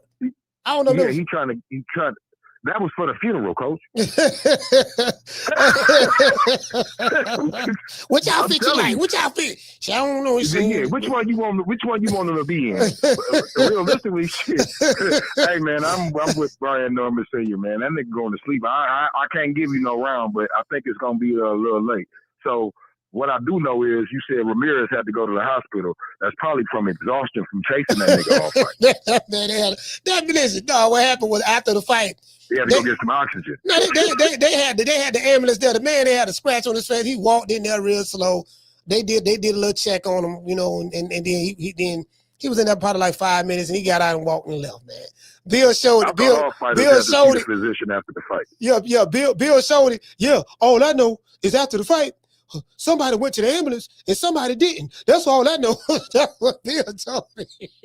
That's what Bill told me on this show. He said, all I know is after the fight, you say damn red, but all I know is somebody went to the ambulance and somebody else and somebody didn't. I know damn, and it wasn't us. So that's what Bill said. I was like, he said that shit on your show. This bro. nigga Bill. He said that on your show. He said it on the show. Yeah, he said it on the show. Yeah. I was like, man, this nigga Bill. That nigga Bill either lying or avoiding questions on your show. It's a combination of the two. Hey, so my last question to you. What you think gonna happen on tomorrow with Lubin and I don't know, man. I can't listen. Damon, I don't know. I really don't know. I was leaning towards Vergil Ortiz, to be honest, but then I had to sit back and think. I said, you know what, man, Lubin, man, the only two losses he have, and I'm not judging by his losses, but I know how they move in Vergil Ortiz, and I don't think they would have picked him had they not thought that Vergil would be able to get him out of there, or whatever. You know what I mean? So I don't know how dangerous Lubin is in this fight. It depends. Like, he got a 4.5-inch arm reach, so I'm like, if Lubin can establish that jab, then the Vergil get kind of crazy and hit him with that straight left. Cause I think Lubin southpaw, right? I think I'm not sure. I think he's southpaw. I could be wrong with that, y'all. I think he's southpaw, coach. Yeah, but but you know what I mean. So I really don't know. Like this fight right here is really, really hard for me to gauge. You know, cause I'm like, man, I see how Lubin can really win this fight. You know, and so I don't know. SOG said something. He said something about Boots, but I'm looking at kind of like Boots and Ortiz the same way. They've been taking all these damn padded fights and padding their record and doing all this shit. Like, I don't think they're going to be ready to fight when it's time to fight. That's just like they're with these tools in the toolbox. Like, I got a whole bunch of tools. I'm a contractor. I got a whole bunch of tools. But the ones I don't use regularly, I got to kind of like remembering, get a tutorial. Deb ain't got no damn tutorial time to get in the ring and figure it out with Brian Norman. And with Boots and Ortiz, man, like, shit, I think it's going to be a kind of like how I feel about your boy, Deontay Wilder. You've been fighting these what you call them, tomato cans, coach? Yes, you know, a bunch of setup fights. Yeah, you've been fighting all these tomato cans. Yeah, you need to fight guys with different styles, different skill levels, but you need to fight the dudes that's closest to contention. I think these motherfuckers just be picking padded fights, and when it's time to fight somebody real, shit, them tools in the toolbox are a little rusty. Yeah, because you know the tools look good in comparison to who you're being matched up with, and I think that's the only thing that I think Devin Haney was missing, because when they showed Devin being interviewed by Chris Mannix, he was like, Brian Norman, he did good. He did good with the opponents that that Top Rank gave him. You know, they messed him up very well. You know, so he's basically saying that Brian Norman is a product of matchmaking, and that is true to a degree. You know, when you first get built up, you know, but guess what? Devin Haney forgot that he is too. You are a product of matchmaking. Yeah, he had what, the first 13 fights over in Mexico or something like that. But not only that, but dude, like if we just sit back and be honest, this ain't no hate, none of that. You sit back and be honest. That nigga Bill been moving Bill like an opportunist. He's been moving them very strategically. Here. We go press Lomachenko, you know, but we know that he's gonna try to fight the, you know, so Lomachenko ain't no fighting Teofimo unification, that didn't work. They ended up stripping him, created a French fries belt, elevated Devin Haney, and then this is what happened. So then he eventually ended up getting on going over there with Matchroom, and then he said he wanted to fight. This is after George Kambosos beat Teofimo Lopez, became became a unified 135 champion, and then Devin wanted to fight him, but he was with Matchroom. And Eddie Hearn, Bob Arum say, you signed with the wrong promotional company, kid. He would tell them, you ain't gonna get that fight. So George Kambosos was trying to fight Lomachenko. Lomachenko and Kambosos were supposed to fight each other. But Lomachenko said, no, I'm staying over here in the Ukraine because of the war. And then Devin, once he saw that, Lomachenko and George Kambosos ain't fighting each other, the only way he could have got that fight, he had to sign with Top Rank. So he signed to Top Rank for 2 fights. To fight George Kambosos. If he win, right, you fight him again on Top Rank in Australia in a rematch. And that's what he did. He did what he had to do. He became undisputed. But I'm like, George Kambosos was a C-class fighter. Bob Arum kind of played that to where the title came back around to either Lomachenko, or he tried to keep it in house. So I remember Devin signed that last fight to fight Lomachenko, and you right, coach, you right. Strategically, strategically. So when I look at it, he has great accomplishments, but the levels when it comes to competition, I don't see that. George Kambosos is a C class. I said that when he beat Lomachenko, when he beat Teofimo. I said I do the C class fighter, fan. Like he beat Mickey Bay. He beat the dude. Listen, George Kambosos beat the very same guy that's training Devin Haney right now, Mickey Bay. So they share the same shit. They can't punch through a paper bag. So I'm like, okay, George Kambosos, that's a cakewalk. I don't think nobody, that's a cakewalk right there. So you got that, and then you're saying Brian Norman been moved strategically, but you have too. And then now you fight Loma, but you clearly the bigger guy. Some people thought you lost that fight, but you won unanimous decision. No problem. Okay, you beat Regis Prograis. Regis Prograis, a little short nigga with 52-inch arms. So if you look at the advantages that you got from a size standpoint, you're always in a situation where, you know what, I'm gonna have some type of advantage on them. So you have also benefited from matchmaking as well. That's all. I mean, that's all I'm saying. Oh, for sure. The only reason they fighting this fight is because the paydays are gonna stop if he didn't take this fight. Now, a Haney fan to listen to that and say I'm hating, but guess what? They can't tell me nothing I said that wasn't true.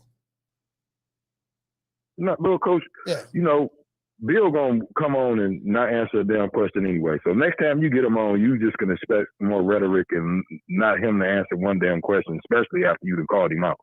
So yeah. All right, but shout out to David, man. Detroit, stand up. Yeah, you know, so I say all that to say this. You can pick at anybody's resume. And then Devin Haney said something in this interview. Devin Haney said something that was so stupid. And I see why. I'm gonna tell you what I mean by that. I'm not calling Devin Haney stupid, but I'm gonna tell you what he said that was stupid. He said, "Oh, anybody could be a champion. Anybody." You know, so what? Hold on. Carlo, hold on. Matter of fact, I'm gonna pull it up. I'm gonna pull the video up. He say anybody could be a champion. That's what he said. And he was saying that to say, oh, you know, so what, you a champion? You know, anybody could be a champion. You know, if you get moved strategically the right way, Jake Paul could be a champion. And he made an argument against himself, thinking that he's defecating on Brian Norman. But when in actuality, when you listen to what he said, he's admitting that I've been moved strategically. That's how I became a champion. He was saying it to spite Brian Norman. But when he said anybody can be a champion, this all you got to do to be a champion. Fight the right fight at the right time, this and that, yada, yada, yada. Block this squad, they beat, move carefully, and you can be a champion. And I'm like, damn, Dale, come on, fam. That rule apply to you too. So I say, damn, but he shouldn't have said that. Carter, what's your name? Where you calling from? Oh, this is hard from Chicago. Chicago, talk to me. Hear me? Yes, sir, I can hear you. Okay. Hey, appreciate you putting me on here. I like the show, Coach Malachi. Last time we talked about Shakur one time. I don't think you remember, but I love your show. But I think you being a little biased to Norman Jr. Devin wasn't strategically moved at 135. Devin was trying to fight Lomachenko from the beginning at 135. I remember that. Lomachenko ducked him. Yeah, I remember that. Okay, that was the best guy. That was the best guy at the division. Devin was also trying to fight Tank at 135. That's true. That was the guy with the name at the division. Devin was trying to fight Teofimo at 135. That's true. And then just tried to fight him again at 147. That's true. He avoided Devin. He avoided Devin twice. So just because Devin admit that someone can be moved strategically doesn't mean he's telling on himself. That just means that he know how the business can go, how he may see other people being moved. But at no point was Devin moved strategically. Did he fight in Mexico? Yeah, because he was too young to go to he didn't go to the Olympics. I think he was too young, and he was too young to turn pro in America. So he had to go to Mexico. Mm. So I want to know, when was Devin moved strategically? When did he never not try to fight the best or the next guy up? All right, okay, this is easy. So, everything you said was true. Everything you said was true. So, what I mean by strategically, the George Kambosos, that was a strategic move.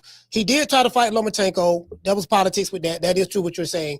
But what I'm saying is, when he became undisputed, he beat, once he beat George Kambosos, became undisputed, and the reason why he became the WBC champ was because Lomachenko was stripped because he didn't want to fight Devin, and they created a French fries belt for Lomachenko, exactly. With a superiority belt, right? So what Bill Haney did was this. So once he saw the opportunity to, hey, look, Lomachenko was not going to fight George Kambosos. Everything just lined up. George Kambosos ended up, Devin Haney was trying to fight doggone Teofimo, but Teofimo ended up fighting his mandatory George Kambosos. Come to find out, no one seen that George Kambosos was going to beat Teofimo Lopez. No one saw that. No one could predicted that, right? So when he got the belts, as I said, Kambosos was trying to fight Loma. Right. Right after that. Right. But Loma said, I'm staying over here, in Ukraine because of the war. So Devin Haney was with DAZN at the time, at her match room. Bob Bam had already on the fight. Bob Bam, Bob Bam had already told him he was with the wrong promoter company. He was never going to get a shot at Undisputed, because he was with the wrong promoter company. So he ended up getting out of the. Did say that. He ended up getting out of the contract, or whatever arrangement he had with Matchroom, and signed directly with Top Rank because he knew he had a direct beeline to go fight George Kambosos. That was a strategic move. That's the guy that had the belt. I get that. That's the guy that had the belt, though. He beat Tio. He tried to fight. If he not tried to fight Tio and tried to go around Tio to fight Kambosos, I would see what you're saying. But that's not what happened. We can't go off if. No, I know. Hear me out. No, you missing the point. You're missing the point. I'm not saying that we going off of if. I'm saying that's what happened. So he ended up leaving Matchroom. That was a strategic move. No, my bad. I misspoke. When I meant by if, I mean that if Tio had won. Yeah. Fight Tio, I would see what you're saying. No, I'm past that. Tio didn't want to fight Devin Haney. I'm talking about if. I mean that if I'm talking about in hypothetically if Tio had beat Kambosos. Yeah. But he didn't. So I'm not even. Guy that, I ain't saying nothing about no if, bro. I'm past that. I mean, Teofimo lost, so I ain't worried about the if. I'm saying what happened as relate to when he left the zone, he came to Doggo. No. You're not saying if. No, you're not saying if, Coach Malachi. I'm saying if Tio had beat Kambosos, then if Devin didn't want to fight Tio, then I would see what you're saying. Okay, but so that's not what happened. All right. What happened was Kambosos beat Tio, so he went to that guy and beat him twice. How is that moving strategically for beating Kambosos? How is that strategic? Because you was the whole purpose of you moving to. Remember, you was in a whole total different situation. Kambosos was trying to fight Lomachenko. Once you saw that fight wasn't going down, you strategically moved from one promotional company network to another promotional company network with the promise of getting the direct beeline to a fighter who had a good night against Teofimo Lopez, and you got an opportunity to become undisputed. Becoming undisputed was a great feature, but it didn't mean that Devin Haney was the best in the weight division because he didn't get an opportunity to fight those other guys. I bet because those guys did not want to fight him. Tank didn't want to fight him. Teofimo didn't want to fight him. So that's not his fault. Okay, but Lomachenko dug Devin, Coach Malachi. Listen, dug Devin, Coach Malachi. But I agree with you on that in the beginning of the phone call. So if that didn't happen, I would see how that's strategic. But that's not what happened. In reality, those guys at that division was ducking Devin. I hear exactly what you're saying. But I think what we got to disconnect, what's triggering you is the moving strategically. You don't see that he'll move it from. Because that's not strategic. Okay, well, guess what? Me and you agree to disagree. Well, hear me out, though. Well, guess what? Me and you. The guy that got the belt. Me and you agree to disagree on that. That's it. I mean, there's nothing else to talk about. Ain't nothing you're gonna say that I'm gonna agree with in that situation. There's nothing that I'm gonna say that you're gonna agree with in that situation. So guess what? We can just agree to disagree and move on. Coach Malachi, we agreed to disagree when we disagreed initially. Okay. All I'm saying is, how could it ever be considered strategic when you're fighting a guy that got the belt? We disagree. So as I said before, I explained that already. He moved from one situation. He strategically moved from one situation to another situation so that he can fight the guy who won the belts, which was George Kambosos. George Kambosos is a C-class. Agreed that he tried to fight Tio. We don't agree on that 20,000 times, and you keep bringing that same thing back up. So we having a circular discussion. So Hear me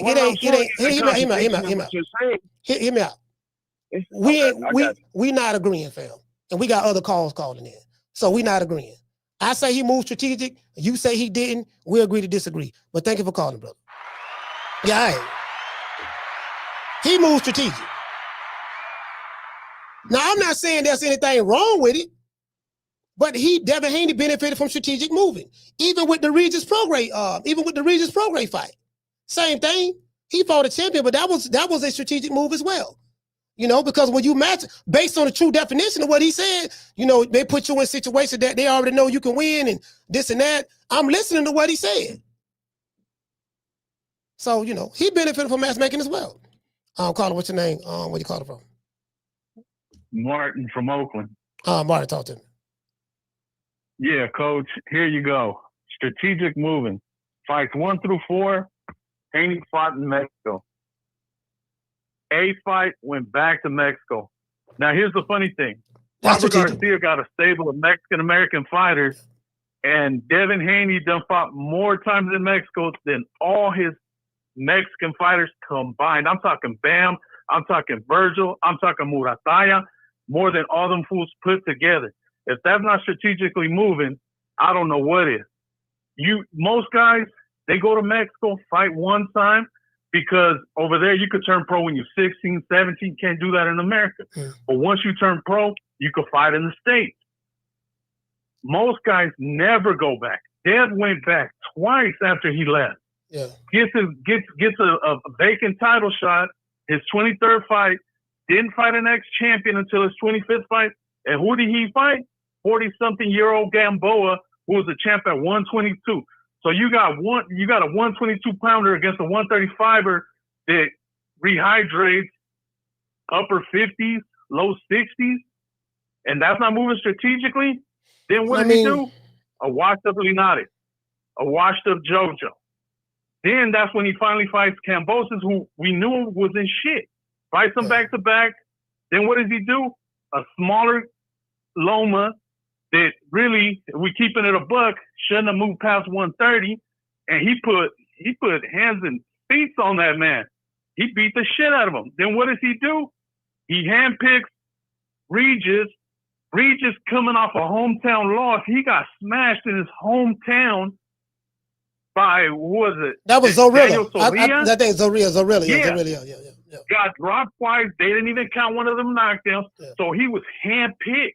It wasn't like he said, give me Tio, because Tio at the time, Tio beat the lineal champ at 140.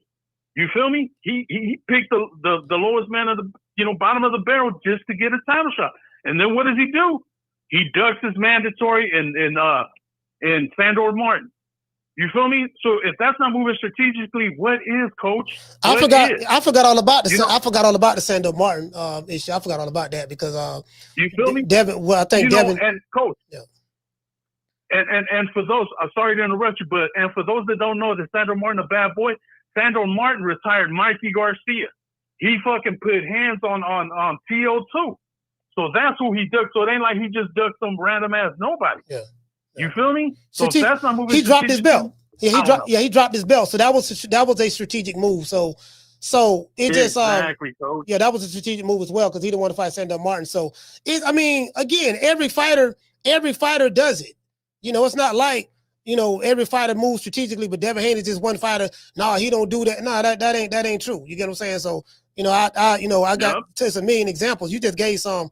But that is what it is. He's benefited from strategic moving. Bill Haney don't randomly do a goddamn thing. Anything Bill Haney does, there's a strategy behind it. There's a reason for it. Yeah.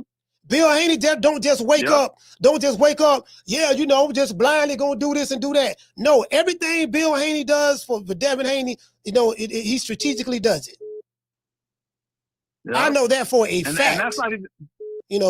Based on conversations I've had with him. Bringing up Jose Ramirez. Yes, sir. All right, listen. That's all I got, Coach. Salute, fam. Yeah, I ain't finna argue about that. I like, you know what I mean. We just agree to disagree, fam. That's it. I was on the phone with that conversation too goddamn long anyway. Carter, what's your name? You calling from? Hey Mo, what's the word, Slim? What's good with you? Ron, boy, talk to real me. Quick, Mo. Like, everybody moves strategic. Some people move strategic to be the best. Some people move strategic just to survive. You dig what I'm telling you? I don't know I don't know what kind of strategy you're saying that he's using. What kind of strategy you saying he's using? You trying to say he's trying to use a survival strategy or cupcake strategy or proven ground strategy? We need to set what strategy he's using, because every athlete uses some type of strategy. Yeah, some motherfucking athletes want to get a check in, and you see athletes now, they just want to get a check and dip. You got the Ben Simmons, you got the KDs. You got certain athletes that have certain strategies. If you want to be honest, if you look at Dev's strength of schedule at his age group, he's 99. He's in the 90 percentile with the hardest strength of schedule. Whether we want to play Monday morning quarterback, that's regardless. What we do know is that Devin did shit that nobody wanted to do. I know we want to shit on Cambosis now, but you know what motherfuckers wasn't doing? Signing a contract to go to Australia. They offered everybody a contract to go to Australia. Even Reggie got a contract. He said, fuck no. The only motherfucker they didn't offer one was Shakur. Everybody else said, I am not going to Australia because you're going to get robbed. You're going to get robbed. Yeah. He went to Australia.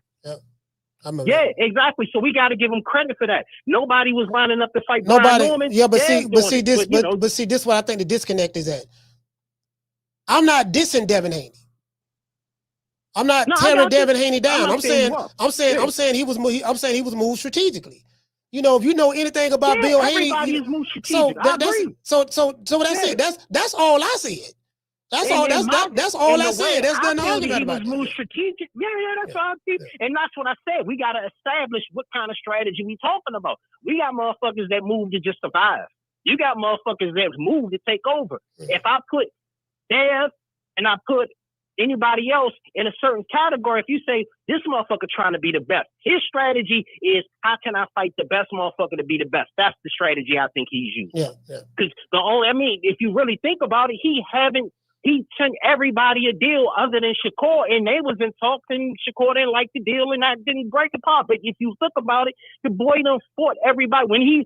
I know everybody want to play Monday morning quarterback again. When he fought motherfucking Regis, half of the motherfuckers thought Regis was going to knock him out. Let's go do that. Come on, Mo. We can't do this. We can't do this, man. We can't do this. But at the end of the day, man, I think Dave was going to get knocked out. Don't get it twisted. I think he's going to get knocked out versus Brian Norman. But at the end of the day, I still got to respect that boy. He will fight everybody. I mean, just for Sandor Martin, but we ain't no picture. You know my slogan on that. He should have never tried to follow behind Reggie. He been a sucker. So y'all trying to follow a blueprint behind a sucker, man. And that was the beginning and the end. But that's all I got. Let me ask you this. Why? Yeah. Okay. Why did I agree. I definitely agree with everything you said.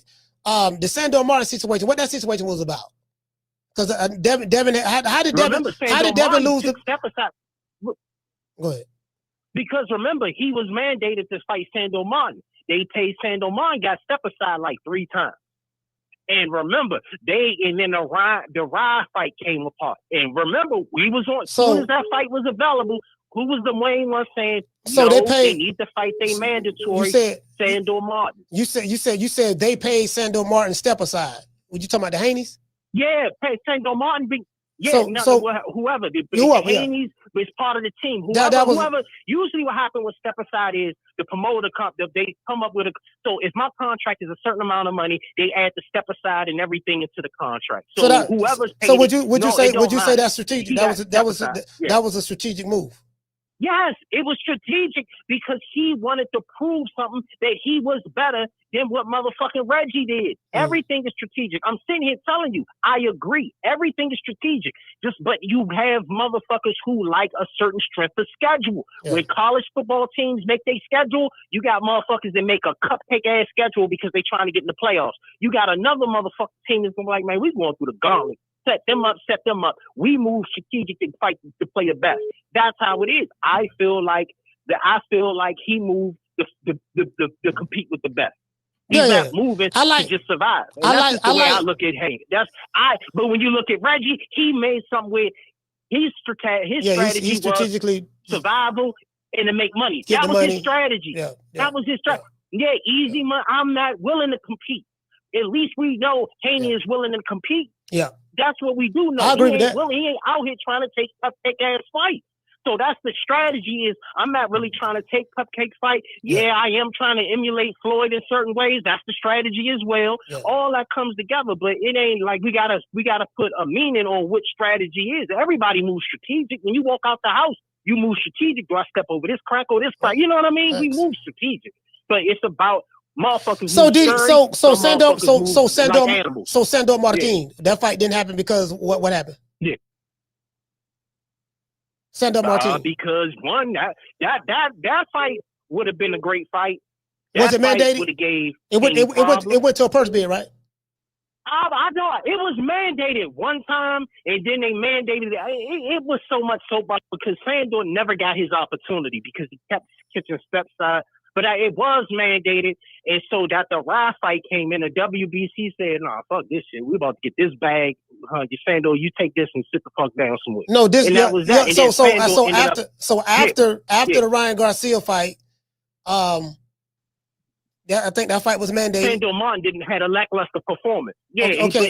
Sandor Martin had a lackluster performance. So how did Devin Haney lose? How did Devin Haney lose his WBC belt at 140? Didn't he move up? I mean, not 140. He never had. No. It wasn't. It was at. It was at. He got that 140. He got the 140 from Regis, and then he moved up and he fought that ride in that Devin fight was not at 140. That fight was at a catchweight, so it didn't count. Yeah, I get that. So but, he never really lost. He lost it. So you don't remember it off the strength of him just moving up. No, that's not what happened. What happened was Devin Haney was. Wait a minute, how did he? He never fought at 140. So he went in recess and then he lost it, right? He did fight at 140. He fought Regis Program at 140. He was the 140 WBC champion. That's what I said. That's his first belt. And then what happened after that? So what happened after that? I think he ended up fighting Ryan Garcia, and then after that he was mandated to fight at a catchweight. That's not 140. Yeah, I get that. So he was mandated to fight Sandor Martin. And then he fought at another catchweight. He fought at another catchweight at motherfucking 147 with Ramirez. You're not a 140 fighter no more. You done fought back to back. And when you win a belt, when you win a vacant belt, you're supposed to fight the mandatory back to back. He was done with 140. That was it. So that belt got up all. They had to get the belt up off of him. So you saying he only had one fight at 140, and that was that region. So you saying all that to say what happened to the belt? So you say he moved up and then he just ended up dropping the belt? No, you brought it up. He didn't. They took the belt from him. He wasn't going to fight. They took the belt. He wasn't going to fight at 140 no more. They took the belt from him. Why did they take the belt from him? He never fought. Because he wasn't fighting at 140, and he still ain't fighting at 140. How you gonna keep a belt at 140 and you haven't fought at 140? They took the belt from him because he wouldn't fight his mandatory Sandor Martin. That's how he got the belt taken. That's why I already said. That's what I told you. I said they took it from him because he wasn't going to fight at 140. Wasn't mandatory with Sandor, but I believe Sandor Martin lost his mandatory because he had a lackluster. Something happened. No, he didn't. He didn't lose his mandatory. But you was right. They took the belt because he wouldn't fight Sandor Martin. No, he didn't lose his mandatory. No, what I'm telling you is. Something happened with Sandor Martin. No, he didn't lose. No, you said something happened with Sandor Martin. Yeah, you said it. They took his belt because he wouldn't fight Sandor Martin. He wasn't fighting at 140 no more. Right. So he wasn't fighting at 140 no more. All right. Yeah. All right. Shout out to Ron Boy for a DC stand up. Yeah, that's all I wanted to say. Yeah. Bro, I remember that shit like it was yesterday. I literally remember it like it was yesterday. Because that was the issue. That was the issue with money. Devin Haney wanted a certain amount of money. He was mandated to fight Sandor Martin. He was over there with the zone or some of that sort with Eddie Hearn. And Eddie Hearn didn't bid on the fight. He wanted a certain amount of money. Didn't nobody want to overpay for that fight. And then the fight went to a purse bid. Bob M won the purse bid for like $2 million and some change. And Devin was like, man, fuck that. I ain't, you know what I mean? And he ended up dropping the belt away. He got stripped of it. That fight didn't happen because he didn't like the money or whatever. That's why he got stripped of that belt. I remember that shit. We did a show on it. Carla, what's your name? Where you calling from? Carla, what's your name? Where you calling from? Jamie from New York. Jamie, talk to me. You just beat me to the punch. You beat me to the punch. That's why I'm calling. You just said it. The reason why Devin Haney was stripped or gave up the belt, he didn't like when the fight went to first bid, he didn't like the offer. Whatever percentage he was gonna get, he didn't like it. Yeah. So they took it. All right, that's exactly what happened. About fighters moving strategically or whatever, man, they all do it, coach. This is nothing new. When they talk about going back to the drawing board, that's exactly what they mean. That's exactly what it is, brother. You know what I mean? They all do it, man. I don't care who it is. Even the old timers did it. Yeah. But, I mean that was it. I don't know why people got triggered by the word strategically. Yeah. Like that's all I said. He would move strategically. That's it. Right. So I mean, if you triggered by the word strategically, you're taking it in a negative connotation. What I'm not gonna do, I'm not gonna argue with a nigga about fighters that y'all don't even know. I know these people. That's one. I got a personal relationship with these people. That's two. And then three, I said he moves strategically. That's it. Every fighter moves strategically. They don't do nothing wrong with that. And it seems also Canelo moves strategically. We had Eric Gomez, the president of Golden Boy, dropped a video, said that we strategically kept Canelo away from certain style fighters. So if Canelo is the biggest fighter in boxing, if he moves strategically, what the hell make you think a nigga from San Francisco ain't gonna be moved strategically? Yeah. So I mean that's crazy. Nothing to argue. There's nothing to argue about. Man. It's wasted, wasted energy. To be honest with you, the fact is they all do it. No cap. Salute from the yo. Salute, fam.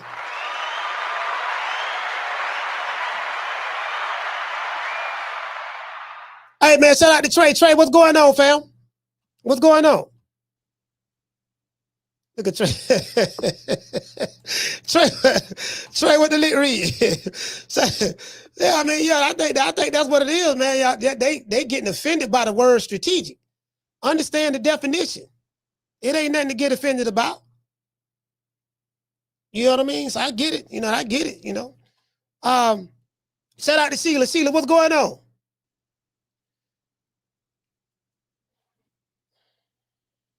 Hold on, we got another call.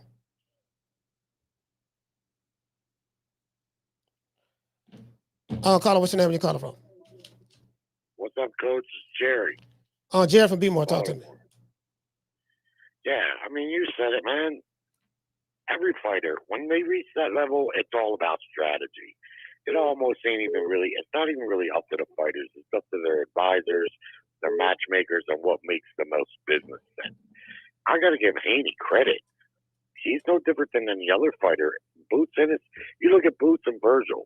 Those guys, as good as they are, they should probably be bigger stars than they are, but because of the strategic moves that they've made or haven't made, they're not. Devin Haney, whether you love him or hate him, this guy's fought some top-notch competition. Yeah. He's actually moved strategically, like you said, but at the same time, he fought Loma. He fought Regis. Yep. A lot of people thought Regis was a boogeyman at 140.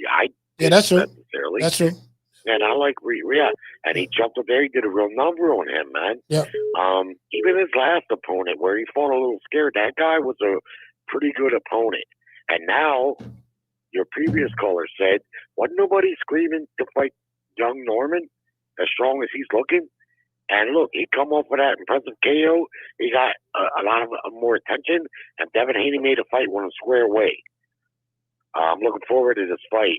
I kind of lean towards Norman because our image of Haney in his last two fights was he kind of fought scared in the last one. Maybe he was protecting the bag, and I get that because he had that Garcia fight. But it was what it was.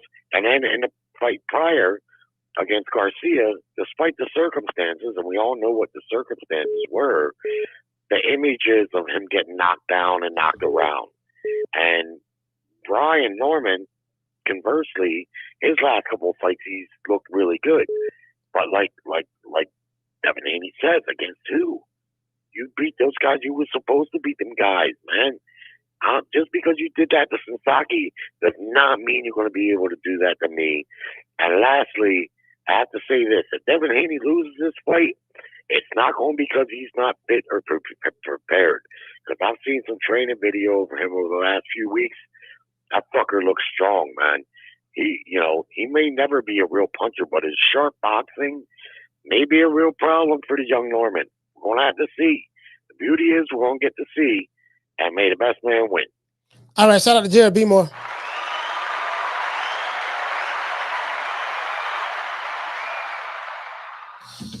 Yeah,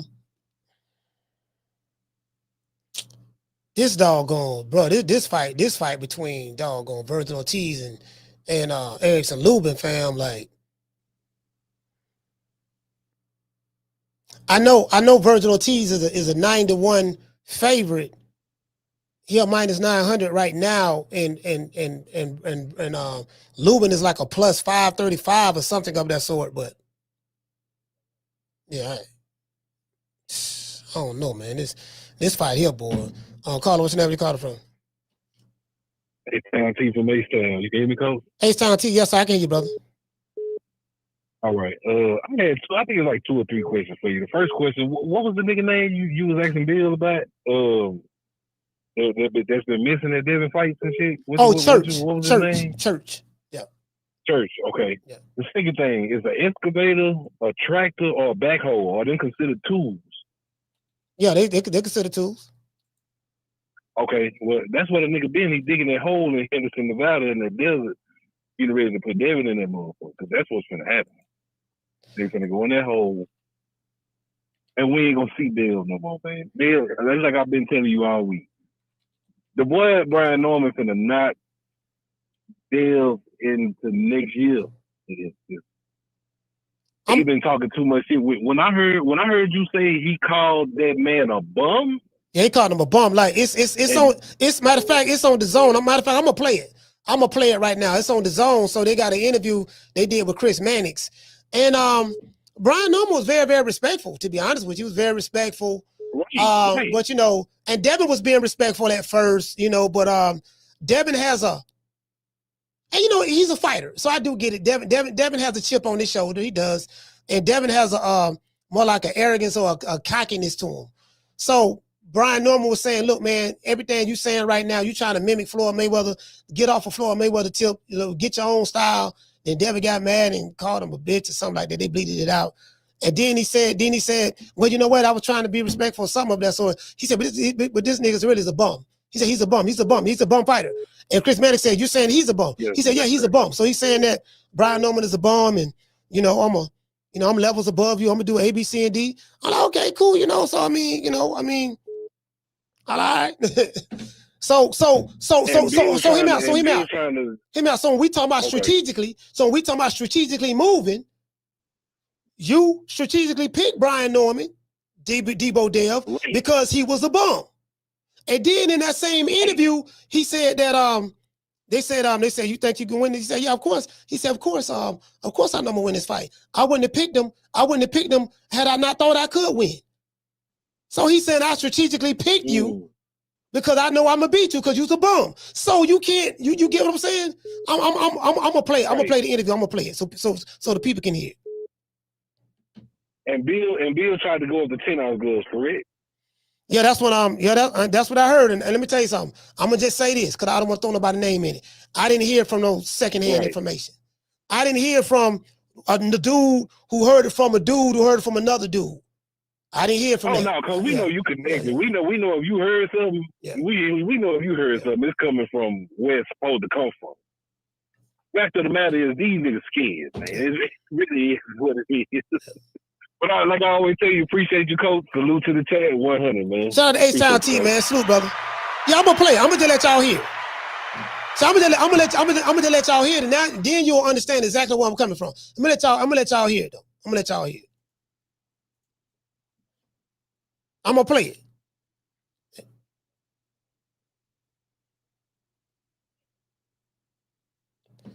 Carter, what's your name? Where you called from? Martin from Oak. Martin, 2 times. Yeah, coach. Ron Boy said that Sandor Martin had a bad performance when he was the #1 contender. That's cap, coach.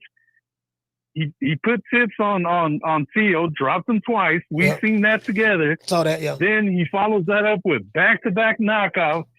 And then in March of this year, he fought Albert Puello in New York and got robbed via split decision. I saw that, yeah. So where was the drop-off? Yeah. Oh, boy, did it stink. Yeah. Now, my thing with Devin Haney, we give Devin Haney a lot of credit for quote-unquote fighting the tough fights. But you know what, Coach? These fights ain't supposed to be the tough fights. He was supposed to dog walk Ryan Garcia based on his lack of training, all the weirdo shit he was doing. We give him credit because he got up off the canvas 3 times. We give him credit because Loma, even though he's 10, 11 years older than Dev and a lot shorter, a lot less reach, Dev's a lot faster. We give him credit because he survived Lomachenko. So we're basically giving this guy credit for overcoming fights that should have been easy, but weren't. So we're basically giving him credit for being an above average fighter. That's all we're really doing. Because he ain't putting on no boxing clinics. I mean, he put on a boxing clinic against Regis, but that's it, Coach. Everything else is as expected. You handpick a 42-year-old Gamboa, you got your results. Even the Linares fight, Coach, he was pitching a shutout. He tried to be cute, do the shoulder roll. Linares checked him in the 10th, and then what did he do? He ran for 2 whole rounds.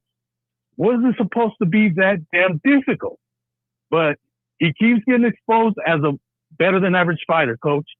That's all I got. All right, salute, fam.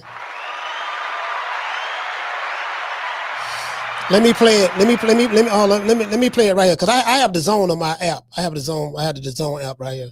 Yeah, I'll play it. You know what I mean? So I mean, you saying, you know, bro? I'm put it this way. I'm gonna just let y'all hear it. Fuck that. Let y'all hear it. Shit. That's gonna kill all that.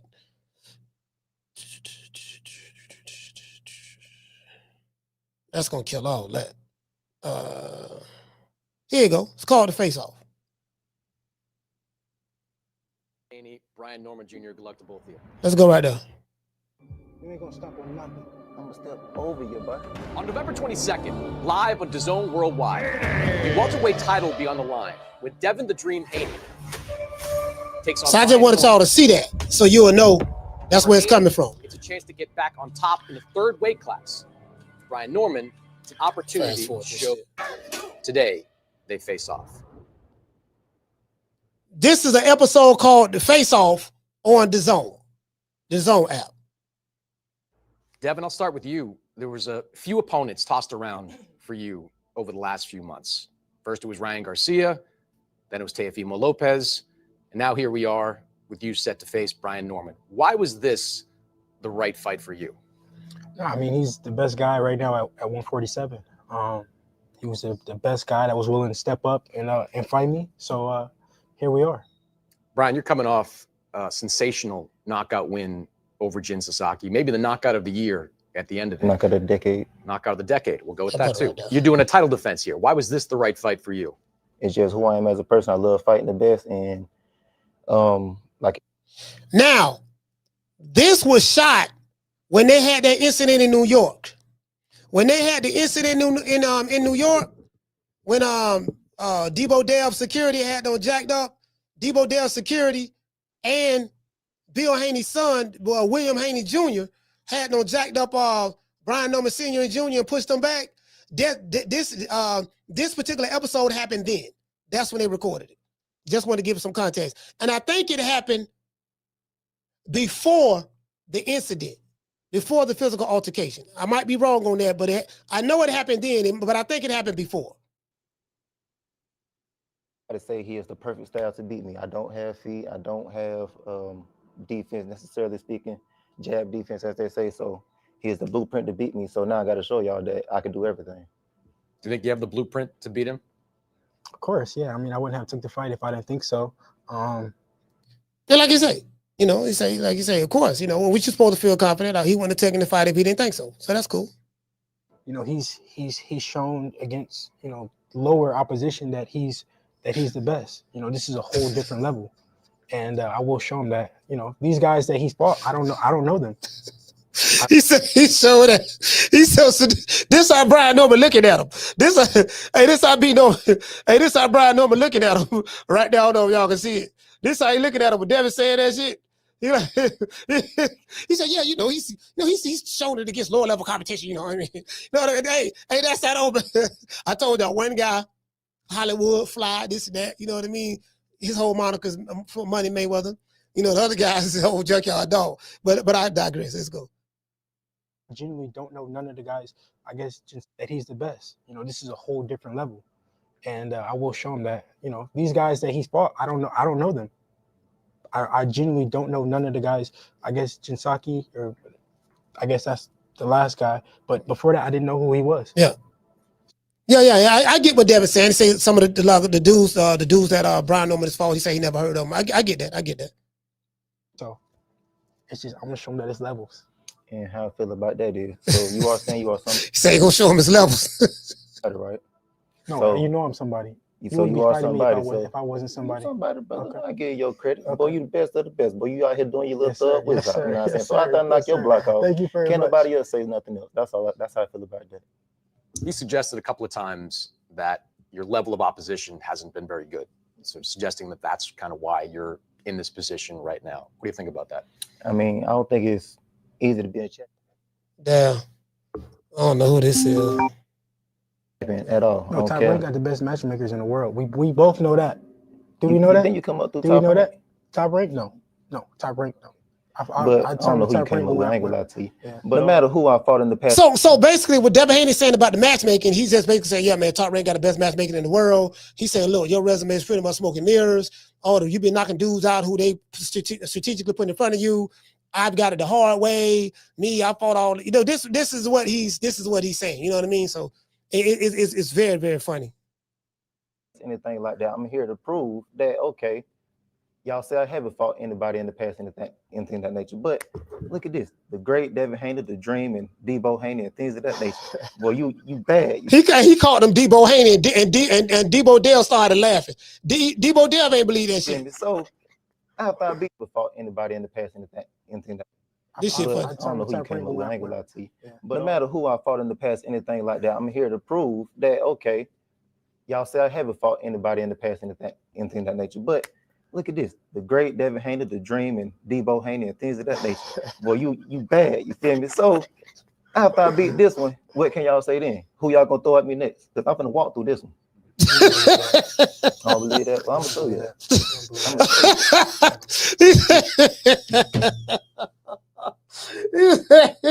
He said the great Debo Haney, the great Debo, the great. They gave called the great Debo Haney. Hey, bro, Debo did me fine. Hey, he called him the great Debo Haney. He gave him a whole bunch of respect. Watched some of his fights, or at least highlights of his fights. When you see how he fights, what do you think of his style? I think that he can punch. I do think that. I'm not blind, not oblivious to it. I think that he can punch. But that's it. I haven't seen nothing else. You've faced some power punchers. Ryan Garcia, certainly. Vasily Lomachenko, 135, could crack. Do you think you've ever faced someone with this kind of power? I think everybody at the top got power. I think you go in there and you let anybody hit you. My little brother, I stand right there and I just let him hit me. It's gonna hurt too. So of course he got power, but he's got power against guys we've never seen. I do think that he can punch. Don't get me wrong. I do think that he has power, but he's showing it against guys we've never seen before. I don't know these guys that he fought. You don't know him, don't mean nothing, Jack. No, I've been boxing for how long? I've been at this top level. Just because you don't know, the people don't know these people. The world don't know these people. Okay, so don't know. I know when I carry these I do believe that. I do believe that you got power. I might touch your arm and your ankle go break. Sounds good. It sounds good. Hey, I like this shit. This shit right here good. It's finna get heat up. Because Debo Dale finna call him a bum. He said, look, man, you's a bum. You a bum. That's why I pick you. That's why I pick you. Man, to turn your meniscus. It sounds good. You ever had your torn meniscus, brother? And it ain't gonna happen. It ain't gonna never happen. You ain't gonna do it. Walk out with an ankle brace on. You ain't gonna do it. Bring a back You brace. ain't gonna do it. Bring the stretcher in the back. You do it to the We gonna need it, man. Gonna slide that thing up in after the first round. Knock it off. It's all right, Knock brother. it off. It ain't gonna be too. He ain't gonna be. He's really a bum. Make it real That's short really, I really didn't want to say nothing, real but short, he's real really sweet. he's really a bum. You know I never what even I'm heard of this nigga until 2 years ago. Once again, he the just came out of name nowhere. don't He's nobody. matter. He's nobody. The name don't matter. I'm finna make a name after this one. ATL stand up, baby. Sound good. ATL stand up. ATL stand up, all right. Each and every last one, y'all, even the fans and everybody. I'm glad y'all doing that because y'all underestimating everything else. So you can keep talking about the power, but that's just what just put it all together. It's skills behind everything I do. It's a whole IQ behind everything I do. You said a moment ago that he's a bum. Yeah. You think that? Yeah, I do. So you think champions are bums? Who? So you think champions are bums? You think anybody can be a champion? What champion though? Yeah, no, I think anybody can be a champion. You think anybody? Let's stop right there.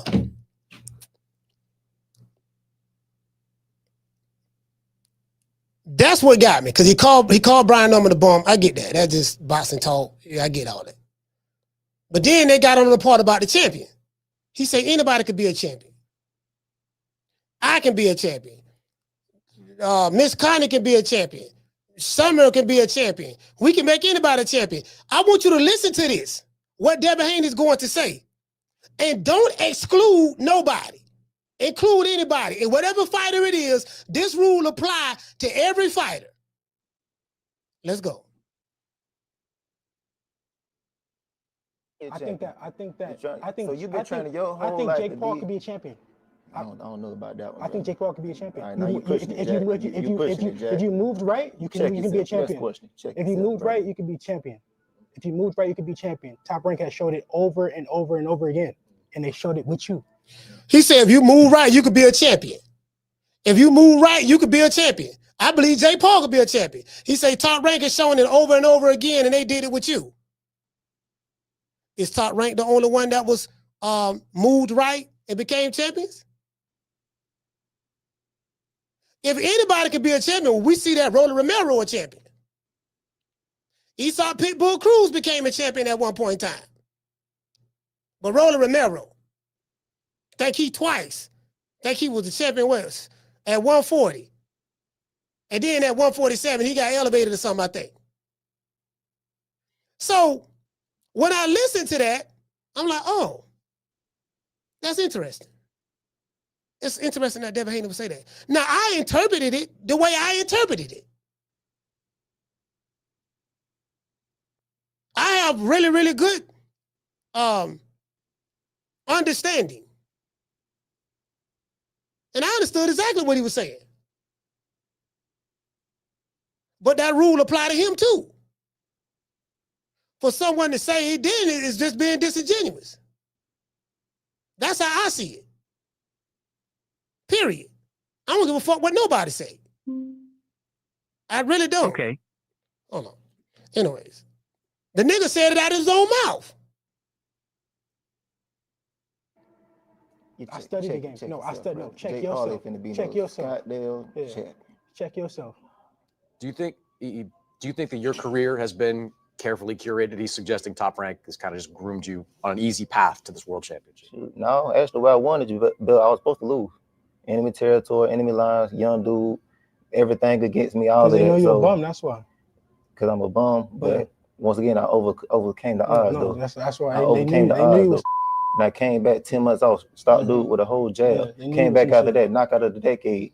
Now for the knockout of the whole goddamn boxing history. People we don't know. People we don't know. And now they know you, and you finna be on that list. They knew me. You finna be on that list. I've been at the top. Congratulations. I've been fighting the best fighters in the world. Time after time after time after time. You finna be shot to the bottom. You're gonna stay at the bottom. You finna shot. You're gonna stay at the bottom. How difficult a fight do you think this is? Oh, I believe it will be. I ain't gonna lie to you, no matter what.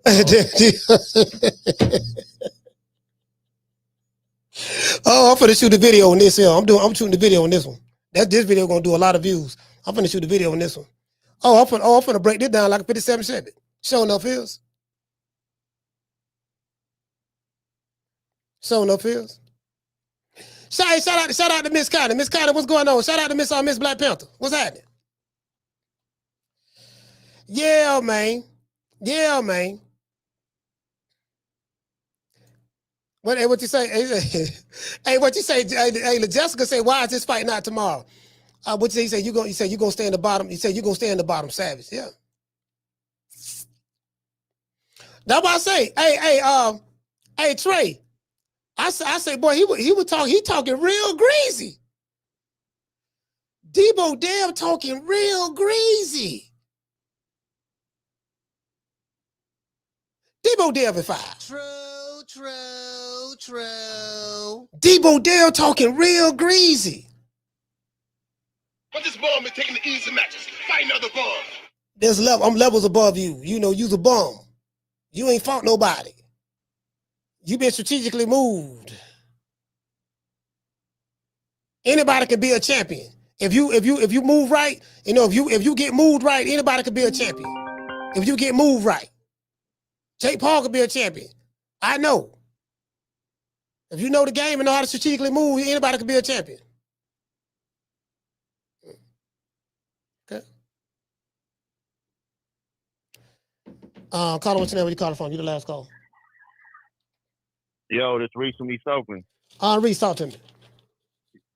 Yo, what's going on, Coach? Hey, so I'm hearing this out, right? I ain't heard this little interview that you playing right now, and it's kind of wild because why would you tear somebody down before you fight him? You know what I mean? You remember when Floyd was about to fight somebody? You know, he'll pick him up. You know what I mean? He look good. He'll look good once you beat him. Like you don't want to tear somebody down before you beat him. But then what's wild is you're saying all this shit. He's a bum and he ain't this. He ain't nobody. He gonna go back to the bottom of the barrel. But you want bigger gloves. You want bigger gloves, and you want a bigger ring. I mean, help me understand this, Coach. Yeah, I don't know about the ring, but I do know about the gloves. And I know about the gloves because I got it directly from the source. So I'm going to just say that there. I got it directly from the source when it happened. But however, yeah, that's, you know, it is what it is, fam. I mean, he's talking real greedy, so I'm expecting Debo. Even now, I will say this. I was surprised at the fact that Brian Norman was very respectful to him. He was very respectful. He didn't call, you know, he said, no, he's a great fighter, great champion. He ain't say nothing. He ain't called Devin no bum. He ain't just, you know, he ain't say nothing, curse him on anything. Devin kind of seemed like he kind of, you know, probably flustered him a little bit. I don't know, but I'm like, okay, you gotta stand on that shit now. That's all. That's all. Exactly. I love trash talking, but you gotta stand on it. You gotta be Debo. You know what? Right.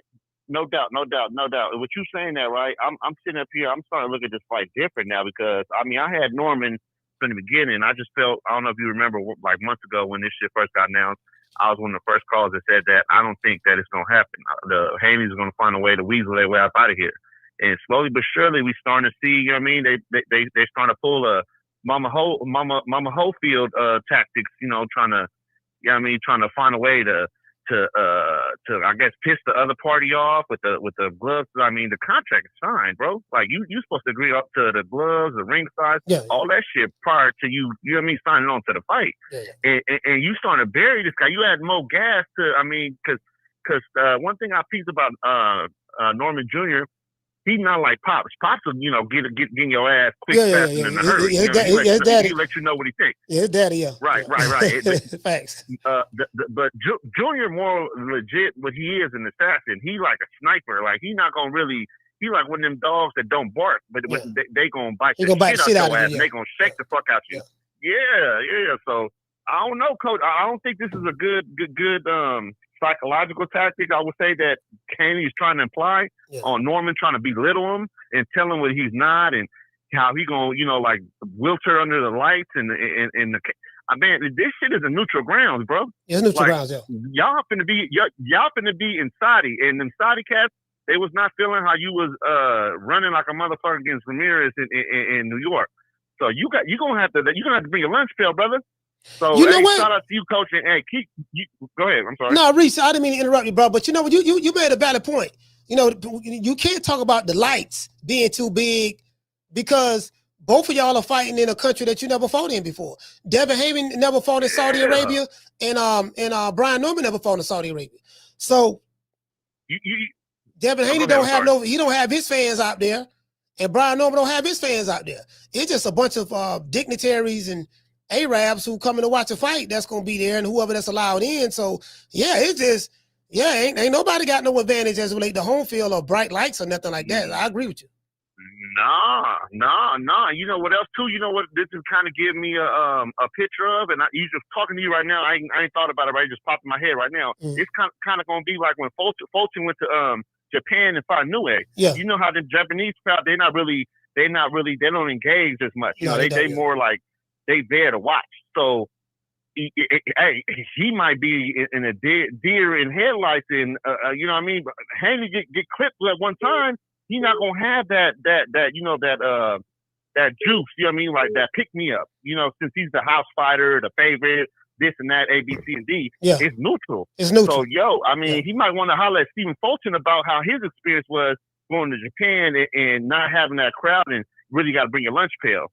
But hey, keep doing your thing, Coach, because today is one of the best shows you've had in a long time. Don't get me wrong, I fuck with you every day, but today it's hitting different. All right, shout out to Reese, East Oakland. Yeah, so yeah, man. He gonna have to like Debo Devin 5, boy. You sure enough gonna have to goddamn it. Lord have mercy. I know for a fact he worked hard. I know for a fact he got hard. He gonna come with everything he got, but in the end, it won't be enough. You've won fights close, like the one against Lomachenko. You won in blowouts, like we saw against Regis Prograis. What do you think? I don't even have a damn. Fight looks like. We got to see. I think that he has things that he does good, and I'm going in there to handicap him of it. And that's as simple as that. Do you think he's going to have to chase you down? I mean, we have seen you fight different ways. You've moved, you've stood in the pocket like you did against Prograis, Moore, Lomachenko. Do you think you're going to move? Sure ain't finna sit in no pocket with me. I'll tell you that right now. Boy, you know good or well you ain't finna sit in no pocket. What did he say? He said, do you think he's going to have to chase you down? Hey, he sneaked this in Devin, ain't he? Do you think he's going to have to chase you down? I mean, we seen you fight other styles before and all that stuff there. Hey, that was a sneaky way. That was a sneaky way of asking Dale, my nigga, is you going to run? You know what I mean? That's the Chris Mendes was dissing on Dale. Dale didn't even realize it. Pocket like you did against Prograis, Moore, Lomachenko. Do you think you're going to move? Sure ain't finna sit in no. As simple as that. Do you think he's going to have to chase you down? I mean, we have seen you fight different ways. You've moved, you've stood in the pocket like you did against Prograis, Moore, Lomachenko. Do you think you're going to move? Sure ain't finna sit in no pocket with me. I'll tell you that right now. Boy, you know good or well you ain't finna sit in no pocket with me. Hey, listen, you violate, I'm gonna have to demonstrate. Hey, sit in that pocket with me. Sit in the pocket with me. Sit in the pocket with me. Hey, Debo Dale said, if you violate, we might have to demonstrate. Okay. It's something different. I ain't even talking about just the power, boy. That's that timing, boy. That's that speed. That's that IQ. I'm gonna catch you slipping on your pivot. What if I put you down? You can't. I can't. Boy, you ain't got nothing in them gloves. Remember this day. Remember this day. I'm gonna remember every last piece of every day. After the fight, Debo ain't gonna get hit with a brick. I'm about to be like, you know what's in these gloves, I told you. You know what's in these gloves. You violate, I'm a different. Yeah, what he said. He said Debo Haney finna get hit with a brick. You know what's in these gloves. And then Debo Dale say, all right, I told you, you violate, I'm gonna demonstrate. All right. Demonstrate. Well, stop trying to let flow, but you trying to steal quotes and stuff. You trying to steal quotes, brother. You violate, I'm gonna demonstrate. I want y'all to play them tapes back with Floyd saying everything this man saying. You trying to steal Floyd whole flow. Real quick, brother. Play this clip. He said, hey, those are facts, though. Listen, I don't think no Devin Haney fan can disagree with that. Those are facts. Debo Dale do he try to sound like goddamn Floyd? You know, that quote is a Floyd quote. That's a Money Mayweather quote. Yeah, but anyway, but you know, but shout out to Debo. This my whole thing up here to change how y'all over here playing. You feel me? So Floyd, he did his thing. I salute to him. He actually one of my favorite fighters. That was his game plan. That was his blueprint. You can't sit here and try to take everything that man did and just run it. That worked for him. Run your own play, brother. You know what I'm saying? So I'm finna sit here and do my thing. Get off my dick. Sit here and you on my so you hard. On Floyd, you really offend. You really offend. I'm not on no nigga. Get your own stuff, man. Get your own style. Get your own little, you know what I'm saying? You ain't got your own swag going on, brother. And I'm gonna show you. I'm gonna show you. Y'all remember this day. Welcome to the new boxing era. Your boy Brian Norman Jr. finna show you how to do this thing. We sit here to be real professional in the ring and outside the ring. We finna respect each and every last opponent. We have to sit here, work hard, do our thing, and be about business. That's what grown men do. I'm finna show y'all come November. What are people going to be saying about Brian Norman after November 22nd? That's a bad mother. What are people going to be saying about Devin Haney after the 22nd? He was supposed to do that. He was supposed to do that. Not I didn't know Brian Norman. He was supposed to do that. We knew he was going to do that. November 22nd. Debo Dale, nigga. I said, okay, all right. Hold on, all right. Hey, boy, I'm telling you, hey, boy, I want to see, hey, boy. Hey, shout out to Steph. Steph, what you say? Steph said, beat over the Oh, there goes Steph. There goes Steph. Hey, no Debo Dale. Hey, no Debo Dale. Debo, hey, Steph, you know what had me laughing? He called Devin Haney Debo. Shout out to what did say, fam? He say Yankees. He say, is it true Haney lost in Mexico and got it erased? Yeah, I don't know, fam. I don't have any proof of that, brother. I've heard that, but I don't know. I don't know the answer to that. I don't know the answer to that. It's a possibility it happened. It's a possibility it didn't happen. I don't know. You know what I mean? So, yeah, boy, Debo, hey, boy, Debo talking, boy, but I don't know, boy. Brian, boy, B. Norman might be in trouble. B. Norman even called B. Norman even called Devin Debo.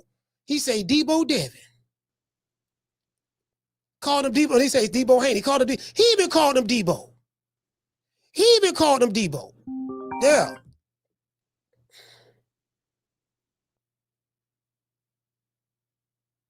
It's the last call, man. Last call.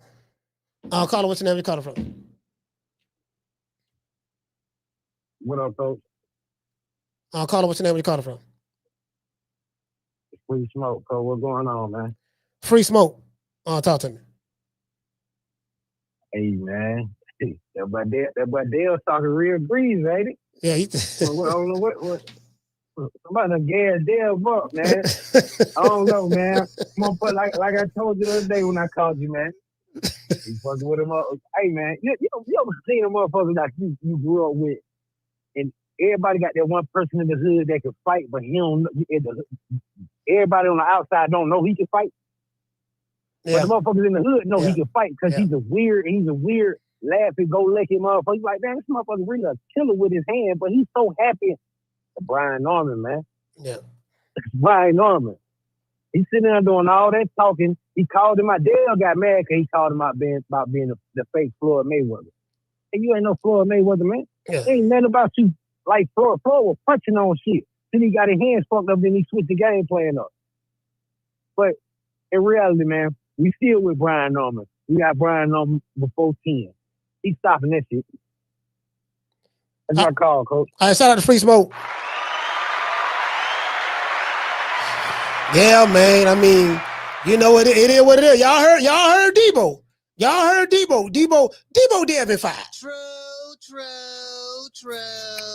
Hey, man, shout out to the hood. I want to thank the whole hood who came out here. I love y'all. I did this for the hood. Y'all know I beat that boy. Hey, man. I'm going to say it again. One dude is the glamour, the lights, the fame, the fortune, you get what I'm saying? The baddies, the exotic, the jewelry, the ice. Another dude, son of a mechanic, khaki outfit on, oil stains, work boots, oil under the fingernails, 1972 deuce in the quarter. You gotta be snatching out transmissions with his bare hands. That, you know what I mean? He ain't fly. He ain't, you know what I mean? You know, all the honeys over here with the, you know, you feel me? He ain't no Maserati. You know, listen, that's all I'm saying. That's all I'm saying. Now, I run every kind of bitch, every kind of place, and I know one thing. When it comes down on you, you either collectivize or you run like a solitary rat. Yeah, man, this ain't, I'm gonna tell y'all, I'm gonna tell y'all what God loves. For either fighter, this fight is not gonna be anything other than, ain't nothing gonna be easy about this fight. For Brian Norman or Devin Haney. This ain't gonna be no boxing match. Tell you that right now. This ain't gonna be no, yeah, man, my footwork so smooth and I'm gonna keep turning and you ain't gonna be able to catch me like Jose Ramirez. He ain't know how to cut the ring off and all that stuff there. I can promise you this fight ain't gonna be nothing like that. It's gonna be some questions some answers that's gonna be answered for some questions. I can promise you this right here, Sean Porter, Paula Malignaggi. Or it can be Floyd Mayweather, Miguel Cotto. This ain't gonna be no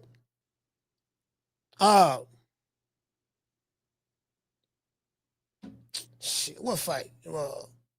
Yeah, this ain't gonna be George Kambosos, Devin Haney, George Kambosos 1. This ain't gonna be that. This ain't gonna be even Devin Haney and Vasily Lomachenko. It's not gonna be that. This ain't gonna be shit. What's my main man name? Regis program for Jose Ramirez. Yeah, he fought Jose Ramirez, became 2-time WBC champion. Yeah, this right here, bro, this gonna be this is gonna be a dog fight. This gonna be a dog fight. And the hungriest dog is gonna win. It's gonna be some eyes closed. It's gonna be some, yeah, motherfucker, bro, I'm telling you. I don't see it no other way. I don't see nobody outclassing the guy because my boxing skills and footwork is just so much more superior than yours, and my jab is so elite. Yeah, I don't see none of that. I don't see none of that. And guess what? It ain't going 12. True.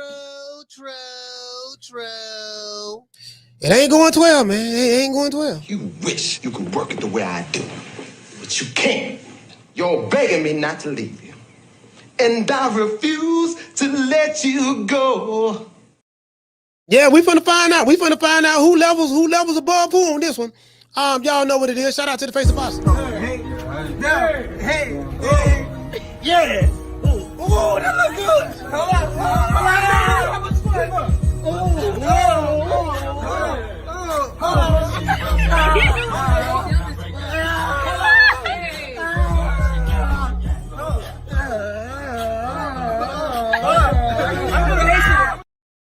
Hey, look here, Tila. Tila said, I hope it live up to the hype. Tila, I hope. Listen, put it this way. I'm gonna say this because I'm glad, Tila. I'm glad you said that. I'm gonna say this. If both men come in the ring healthy, nothing healthy, in perfect shape, if both men come in the ring healthy and perfect shape, I can promise you that fight gonna live up to every goddamn thing, every hype or every expectation that you may have since. It's gonna live up there. As long as Brian Norman come in the ring healthy, Devin Haney come in the ring healthy, guess what? I believe it's gonna live up to it. True. It ain't going 12. I don't see it. I don't see it. I swear to God, I don't see it. I don't see it going 12. It is what it is, man. I'm gonna give everybody a shout out right after these messages.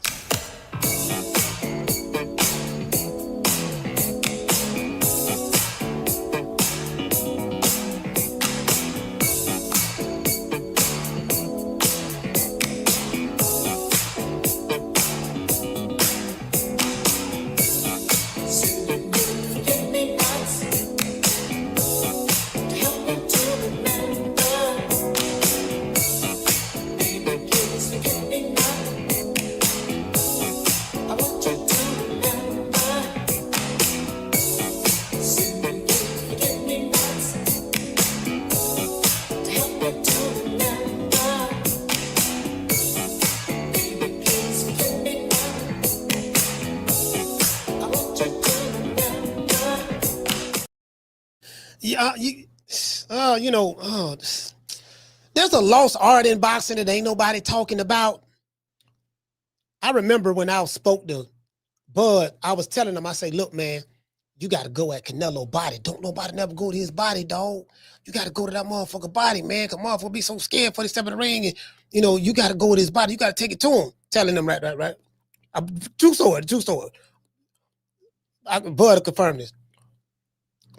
When he fought him, I'm pretty. Bomac is an excellent teacher, but he was going to Canelo. He was going to Canelo's body in that fight, all throughout that fight. Then the 9th, 10th, 11th, and 12th, when he went at him, he was hitting him in the body and everything, going right at the body. You know what I mean? So I'm expecting a vicious body attack. I'm expecting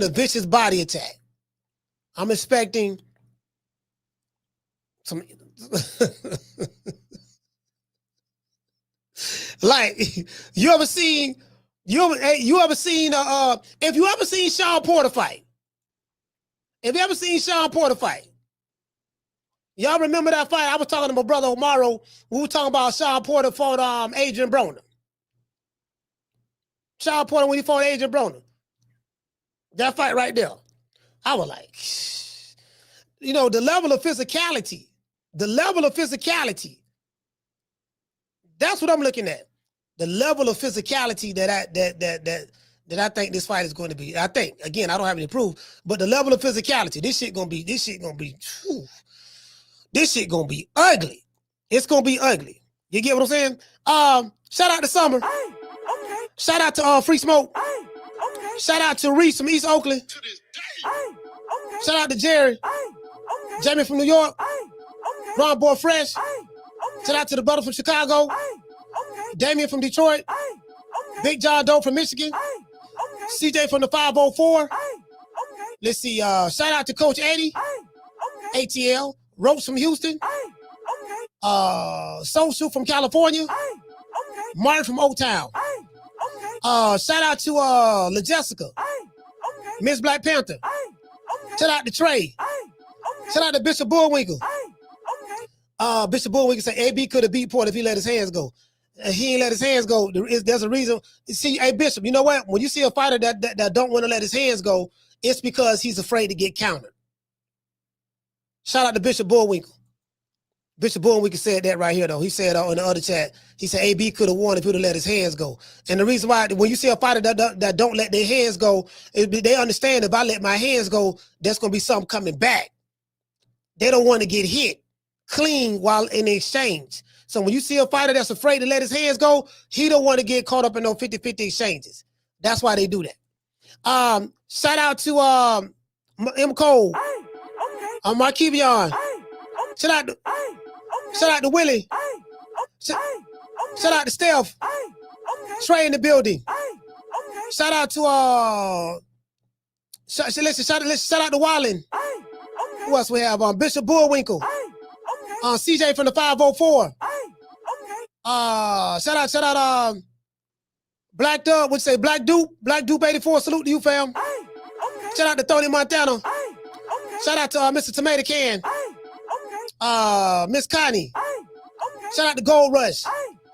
Shout out to Sheila from Cali. Miss Sheila from Houston. Shout out to Schoolo X-Man.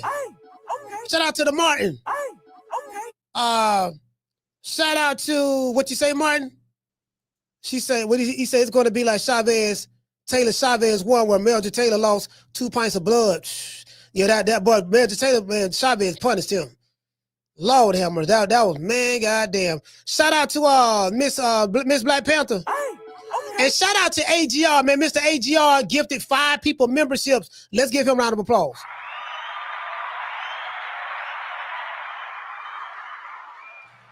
And shout out to Willie Sumlin, man. It is what it is, man. I catch you guys on the next one, man. We going live tomorrow night. I'm finna do a quick pop-up right now. So catch you guys. See you guys on the pop-up. You know my motto. Don't beat me there, beat me there. Peace. Man, I'm out of here, bro. Let's go. Man, I'm out of here, bro. Let's go.